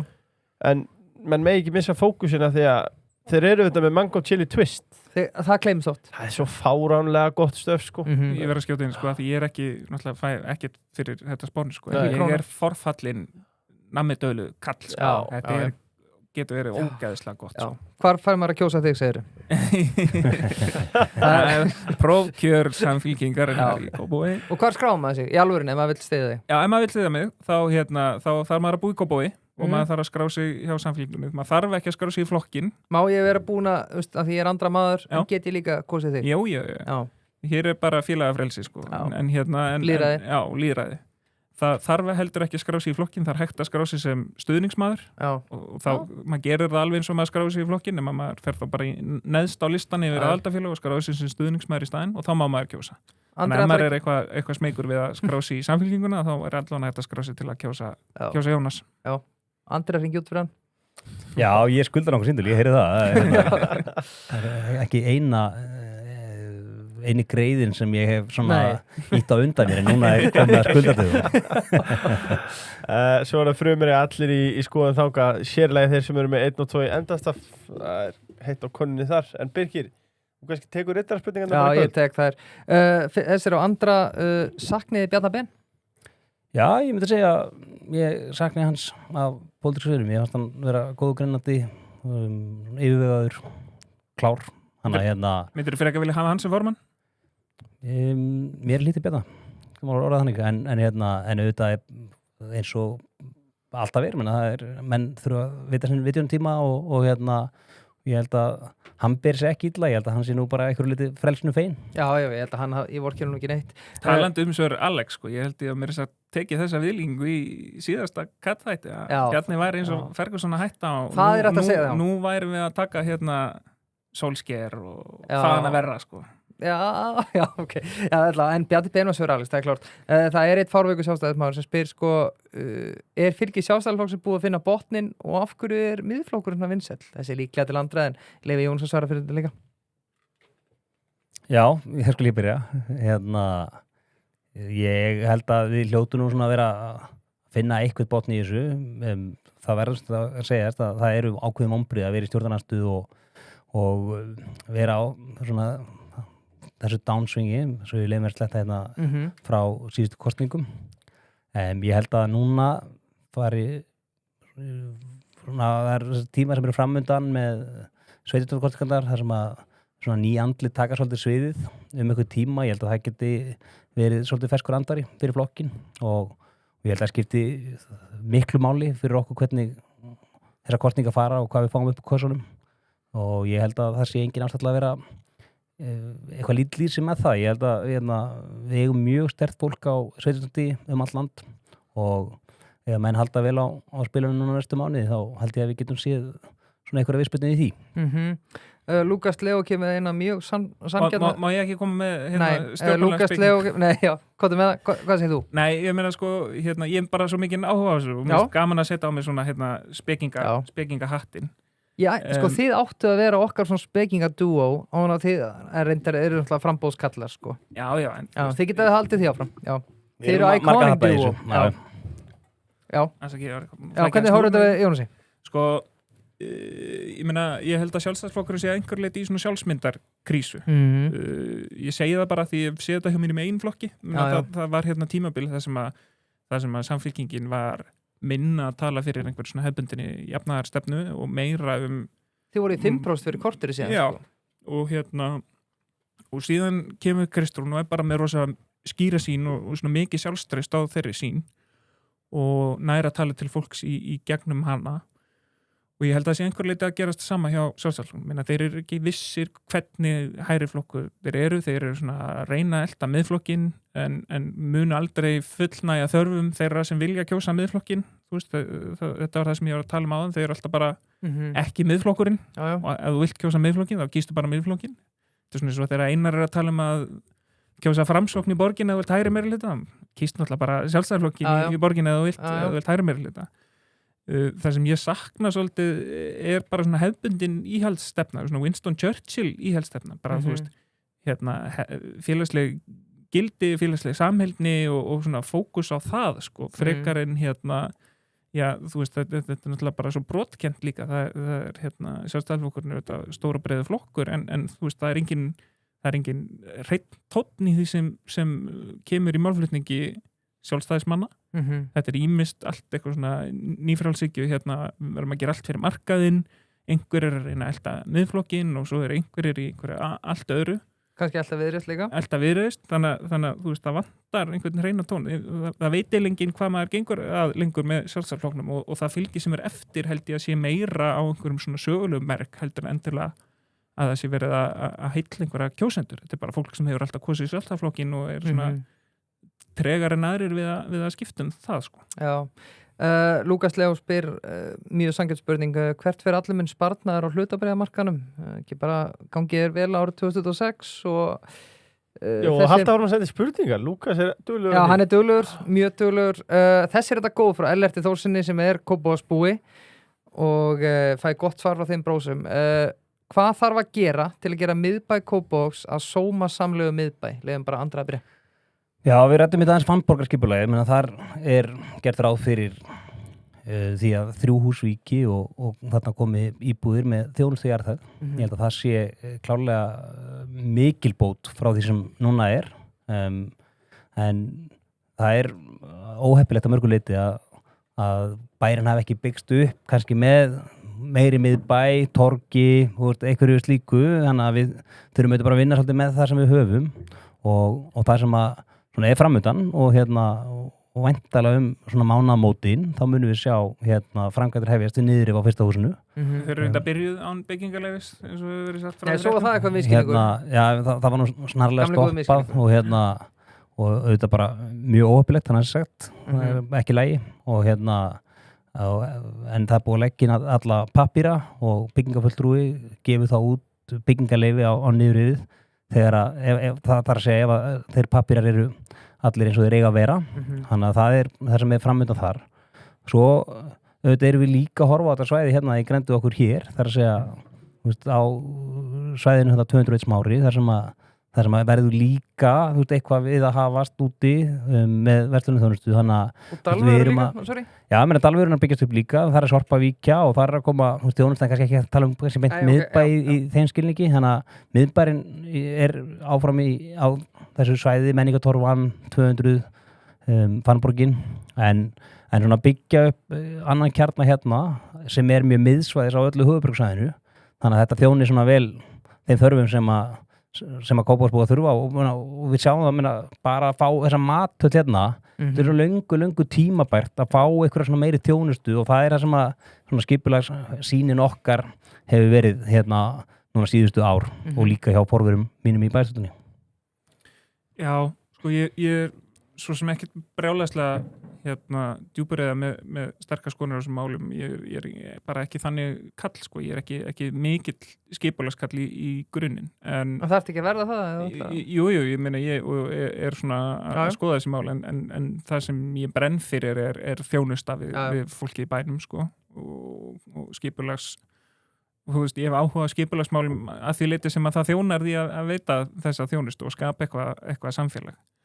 Sko, ég er ekkert eitthvað brjálaður út í þessar framkvæmdir í Hamraborginni, það lítur ágætlega út, sko. Ég held að sé samt glata tækifæri að endurhugsta, ef maður alltaf hvort er að fara niður í þú veist, snúa þessu öðruvísi og byggja þetta öðruvísi. En það sem ég sakna svolítið er virðing fyrir sögu bæjarins, ég meina þannig vera að rífa niður sögulegt félagsheimili sem var byggt bara með berum höndum frumbyggja í Kópavogi og eitt af fyrstu húsinu sem rís. Ég meina, er þetta ekki samt löngu tímabært? Jú, ég meina, þú veist, en þetta er samt algjört skeytingaleysi fyrir þessari sögu. Hvað viltu að gera? Jónas, þú getur verið komin í bæjarstjórnina eftir nokkra mánuði og þú getur verið í þeirri stuð að stoppa þetta. Myndu gera það? Ég veit ekki. Ég hef bara ekki sett mig þannig inn í þetta. Það geti alveg verið að þurfa að bara hugsa þetta upp nýtt. En eins og ég segi, þú veist, mér líst ágætlega á þessar framkvæmdir. Annarkvort er það samt. Já, ég bara viðurkenni það fúslega. Ég hef bara ekki sett mig þannig inn í það. Ég er bara nýkomin í framboð og ég er að mynda með skoðan á þessu. Ég hef bara heyrt fólk hafa mismunandi skoðanir á þessu. Það sem ég get sagt fyrir sjálfa mig er í grunninn líst mér ágætlega á þessar framkvæmdir en ég held að það hefur verið staðið illa þessu og þetta allavega klárlega ekki sátt við þeirra þá íbúa sem eru þarna á svæðinu og það eru þetta miður og ákveðin mistök út af fyrir sig. Nafnlaus skurðlæknir á þessa já, ég bara lesi þetta hérna. Sko, þú varst með þarna læksíðu stéttabáratu lækna ætlar að skila Facebook-síðinni, spyr þessi. Góð spurning, ég átti nú vona að þetta kemur bara frá ykkur sko.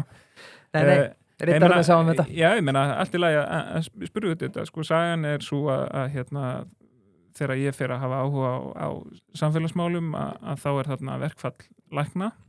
Ég stend náttúrulega nálægt læknastéttinu og stofna þarna læksíðu sem fær þarna töluvert að lækum og það fyrir meir en áratug síðan.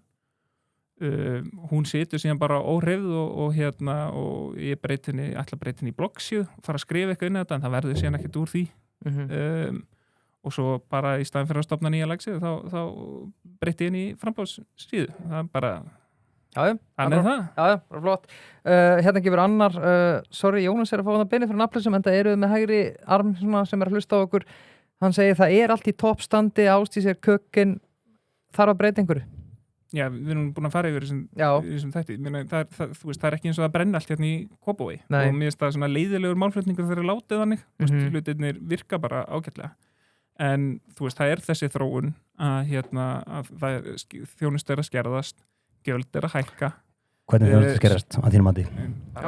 Ágætt dæmi, til dæmis bara stytting opnum tími sundi sem ég finnst bara gríðarlega mikilvæg þjónusta og eitthvað sem svona nátengt í að mynda samfélag. Þetta lýðheilsumál, þetta mál fyrir ungmenni að þau hafi einhvern stað til að vera helgar þar sem þeir ekki bara að skrolla TikTok eða eitthvað þaðan að vera. Ég meina, sko, sundmenning Íslendinga var tekin upp á heimsminjaskrá UNESCO fyrir bara ekki löngu síðan. Þetta einstakt í heiminum og eitthvað sem þarf að standa vörðum og gera meira við eitthvað. Ég meina, Kópavogsmódelið í eðli sínu skerðing á þjónustu. Það verið að bjóða þig minni vistun eða þá að þú þarft að borga meira fyrir sömu vistun og varst með áður. Hvað það annað en þjónustugering? Ég veit alveg áður en andri fyrir sömu romsu af hverju þetta gert. Ég veit að þetta gert, en þetta samt þjónustuskerðing. En myndið þú vilja, ef við tökum bara aðeins, við erum alveg að falla á tíma, segjum aftur eins og Andri segir, ef þú verður komin í meirihluta í Kópavogi eftir tæpt hálft ár, myndir þú vilja breyta Kópavogsmódelinu? Myndir þú vilja taka upp módel Samfylkingar en Reykjavík? Já, má ég kannski svara spurningu? Já, þetta bara, hann var að spyrja. Ég til að fóra líka. Nei, ég myndi vilja kannski bara færa kvartana og mýkja þá aðeins. Miðað við kannski 32 tíma til að byrja með, 33-34 á viku, auka systkinafsláttinn og ég veit að búið að gera svona núna í aðdraganda kosninga en ég myndi vilja ganga lengri í þeim efnum af því það í prinsipinu eitthvað sem sko búbót fyrir heimilin án þess að koma niður á hvötunum í Kópavogsmódelinu. Og þetta eitthvað sem ætti að vera að skoða? Þetta partarlega sem að skoða, já. Og verið að skoða.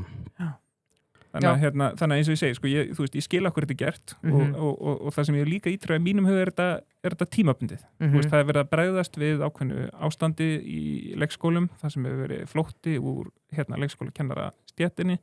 Það hefur verið einst erfitt að manna út af bara að vinnu aðstæðum, vinnu álægi og þar fram eftir göttunum og auðvitað, hver leikskólakennari sem hættir eykur álægi á þá sem eftir þannig að þetta viðbröð við þeirri þróun, þeim spíral sem vorum í og vonandi þegar tekst betur að halda mönnun að það var hægt og rólega að auka þjónustuna en þetta til dæmis ekki eitthvað sem ég hef frá sjálfstæðismennum í Kópavogi, þau tala þetta sem varanlega laust. Til að koma aðeins inn í þetta með að Jónas að tala um að það sé verið að skerða þjónustu og nefnir þetta eitt dæmi og auk þess að nefna leikskólamódelið. Það er auðvitað á ótileftir stöðum verið að bæta þjónustu menn að þú getur nefnt að opna tíma félagsmiðstöða hvort sem er eldri borgara eða ungmenna.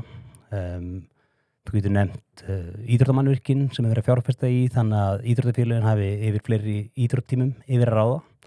Þú getur nefnt bókakaup á bókasöfnunum þannig að og bönnur okkur geti, nei, ég meina þú hlærðu Jónas, þú nefnir sundlur og talar um að þið verður að skerða þjónustu og hlærðu þegar ég var að tellja hérna nokkra hluti bóka einhverjum, þetta einhver 300 kall á nemynda, sko, þú kaupir svona, hvað,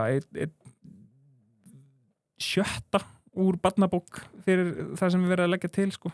Og fyrir utan það þá vistun á leikskóla á skólabókasöfnum í mjög slæmi ástandi og öll innviði fyrir það sem leiðis. Og svo tíðindavænta líka, það verður gaman að segja frá því en sem ég ger ekki þessum vettvangi, þannig að ég segi það er bara stöður að auka þjónustu. Nú koma kostningaútspilin sko. Já, við reyndar höfum ekki sömu sín og kannski samir að þínir í borginu sem eru að fara fundar herfur alla borg fyrir kostnað skakkneinda, það er ekki okkar stíl en við erum bara kjörtjambili 4 ár og við munum nýta hvernig einhverstað. Já, ég sá postil hjá Ásdís í dag 100 lofur, 90 klár, sælar. Til ekki að beggja, þið þurfa að velja næsti formaður Sjálfstæðisflokksins, Guðlaugur Þór, Halldór Benjamín, Heiðrún Lind eða Heiða Guðjóns. Ég myndi taka Heiðrúnu, en hún mun aldrei gera það, held ég, hún er á svo góðan díl hjá sjávarútveginum. Já, ég reyndar þetta er allt bara úrars fólk meira minna en já, Heiðrún Lind hefur verið mjög skilegg.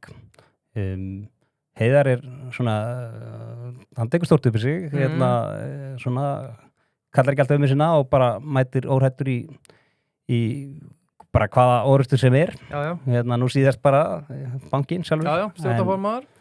Þannig að ætla að sé ekki á milli þeirra tveggja. Þú hverju taldur upp? Halda Benjamín líka, sér það? Já, ég vildi fá kongina þinn líka. Já. Nei, þá missi ég. Nei, ég vil það eru margir góður sem góður greina og fleiri til. Til Jónasar frá Sjálfstæðismanni Kópavogi, kemur þú greina að vinna með okkur eftir kosningar ef þú verður alltaf í 8. sæti á Samfylkingunni? Já, kemur alveg til greina. Ég á einhvern veginn erfitt með að sjá það minnstur ganga upp. Þú veist að við myndum... Getur þið ekki bara replacea Framsókn? Eða þú veist... Já, ég meina King Oral Höfðarsvöndur? Þú veist, ef að það spár sem að sjá fyrir kosningar í Kópavogi myndu raungerast bara eins og það síðustu, þá þetta þá 2 turnar sko, þannig að það svona sjaldan sem að þessir 2 turnar endaði að mynda meiri hluta, en ef það næðist málefnarlega samstæðu, þá var það kemur það alveg til greina. Já, höfum við séð eitthvað, Andri, sorry, ég er bara að spyrja út í lofti en höfum við ekki séð eitthvað kannanir, hvernig fylgið er með flokkana í sveitarstjórnarkosningum í Kópavogi eða? Ekki nýlega. Ekki opinberlega, ég held að það er bara giftkönnun sem ég held að okkur sé bannað að greina frá inni. En sko, Andri, ykkar markmið hlýtur að vera bara fyrst og fremst að þið séu bara með 50%, eða er ég bilaður eða? Nei, ég meina okkur finnst ganga vel á þessu kjörtímabili og það hefur verið í samstarfi 2 flokka, en það er ekki leyndarmál að við viljum auðvitað bara halda okkar góðu verkum áfram og besta leiðin til að tryggja það er góð kosning Sjálfstæðisflokksins. Já, loka spurning kvöldsins og hún er okkur báða, við byrjum að Jónasi svo fyrir Andra og þetta er svona þín, ég ætla að taka rúvarna á þetta núna. Af hverju að Kópavogsbúar að kjósa Jónas Má til valda í vor? Já, ég vil færa fókusin aftur á grunnþjónustuna og ég held að Samfylkingin sé betri til þess að efla grunnþjónustuna heldur en einhver sem lítur á rekstur sveitarfélagsins og að reka fyrirtæki, einhver sem er með það sem markmið að skila einhverjum afgangi og sér ekki valjúið í því að veita þjónustuna. Ég meina, svo kom aftur inn á þjónustuna, meina það er hægt að nefna fleiri dæmi en sund. Ég meina, sorphýrsla sérstaklega í fjölbýlishúsum er ekki nógu góð, sérstaklega jólin. Það er vont ástand í grunnskólum bæjarins eins og við verðum sagt frá, það sem að það er bara svona skálmöld nánast sem ríkir eins og við verðum sagt frá, það sem að starfsfólk verður bara reglulega beitt ofbeldi af nemendum og kvartar yfir algjöru úrræðaleysi. Það var sérskóli sem hét Tröð sem var lokað vegna mikluvanda og síðan var tekið endalega ákvörðun um að loka honum alveg þegar fannst ekki húsnæði. Ég meina þetta eru lausnirnar sem við verðum að kalla eftir. Það þarf starfsfólk inn í skólana til þess að bregðast við þessu. Þannig að þessi krakkar fái hjálp, þannig að hinir krakkarnir geta stundað sitt nám og þannig að kennarar sé ekki að díla við þetta.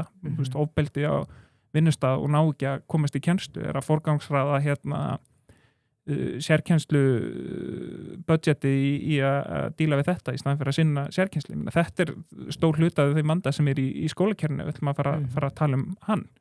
Þannig að þú veist, það er ýmislegt í forgangsröðinni og svo er maður að sjá, þú veist, það verður að senda út einhverja kannanir sko gervigreind, bara hvernig nýtist gervigreind til í sundi og það er verið að fara einhver svona gæluverkefni sem ég held að sé engin þörf á.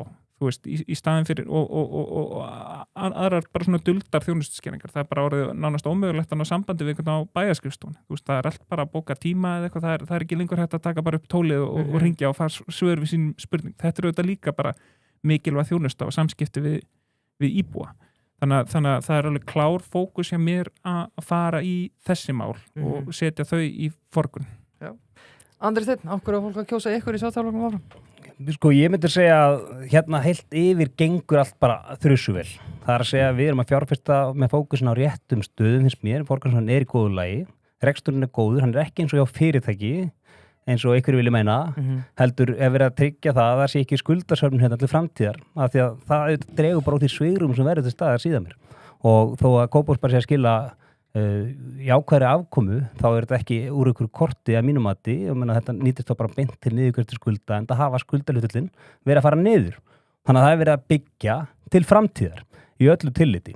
Og þegar menn nefna hérna dæmum erfiða nemendur, menna þá má ég til með að svara því að það bara gott teymi sérfræðinga, meðal annars frá Arnarskóla sem hérna sérskóli hérna í Kópavogi, þar sem að fólk hefur mikla þekkingu á hvernig að meðhöndla svona hluti og verið að vinna mjög markvisst að þessu og svona mér finnst kannski óheppilegt að menn séu einhvern veginn að beina fingrum að sveitarfélaginu, því þetta vissulega erfiður málaflokkur, ekki spurningum annað og verður alltaf viðvarandi verkefni og ég held að það hafi líka bara að gera með svona ákveði agaleysi sem við erum að sjá með aukinni tölvunótkun barna og við erum að sjá bara fram á aðra tíma og það verið að bregðast við þessu, þannig að ég held ekki að ákveða hvað menn ákveða gagnrýna og hvað ekki, en ég get alveg sagt það að það eru hérna hópur sérfræðinga hjá Kópavogsbæ sem eru að vinna því að tækla þessi mál. Ég held að það sem að íbúar í sveitarfélaginu vilja bara fyrst og fremst að finna það að sé verið að fara vel með þeirra peninga og þeir sé að fá eitthvað þjónustu sem þeir ættast til að fá og það það sem að við höfum lagt áherslu á, munum áfram að gera og þess vegna held ég að atkvæðinu sé vel borgið hjá Sjálfstæðisflokknum. Andri Steinn Hilmarsson, Jónas Már Torfason, takk fyrir frábært kvöld, við byggum til alvöru íkoni Mikið er þetta alltaf skemmtilegt, strákar. Takk fyrir kvöldið, strákar, og takk fyrir komuna. Takk sem liðs. Takk.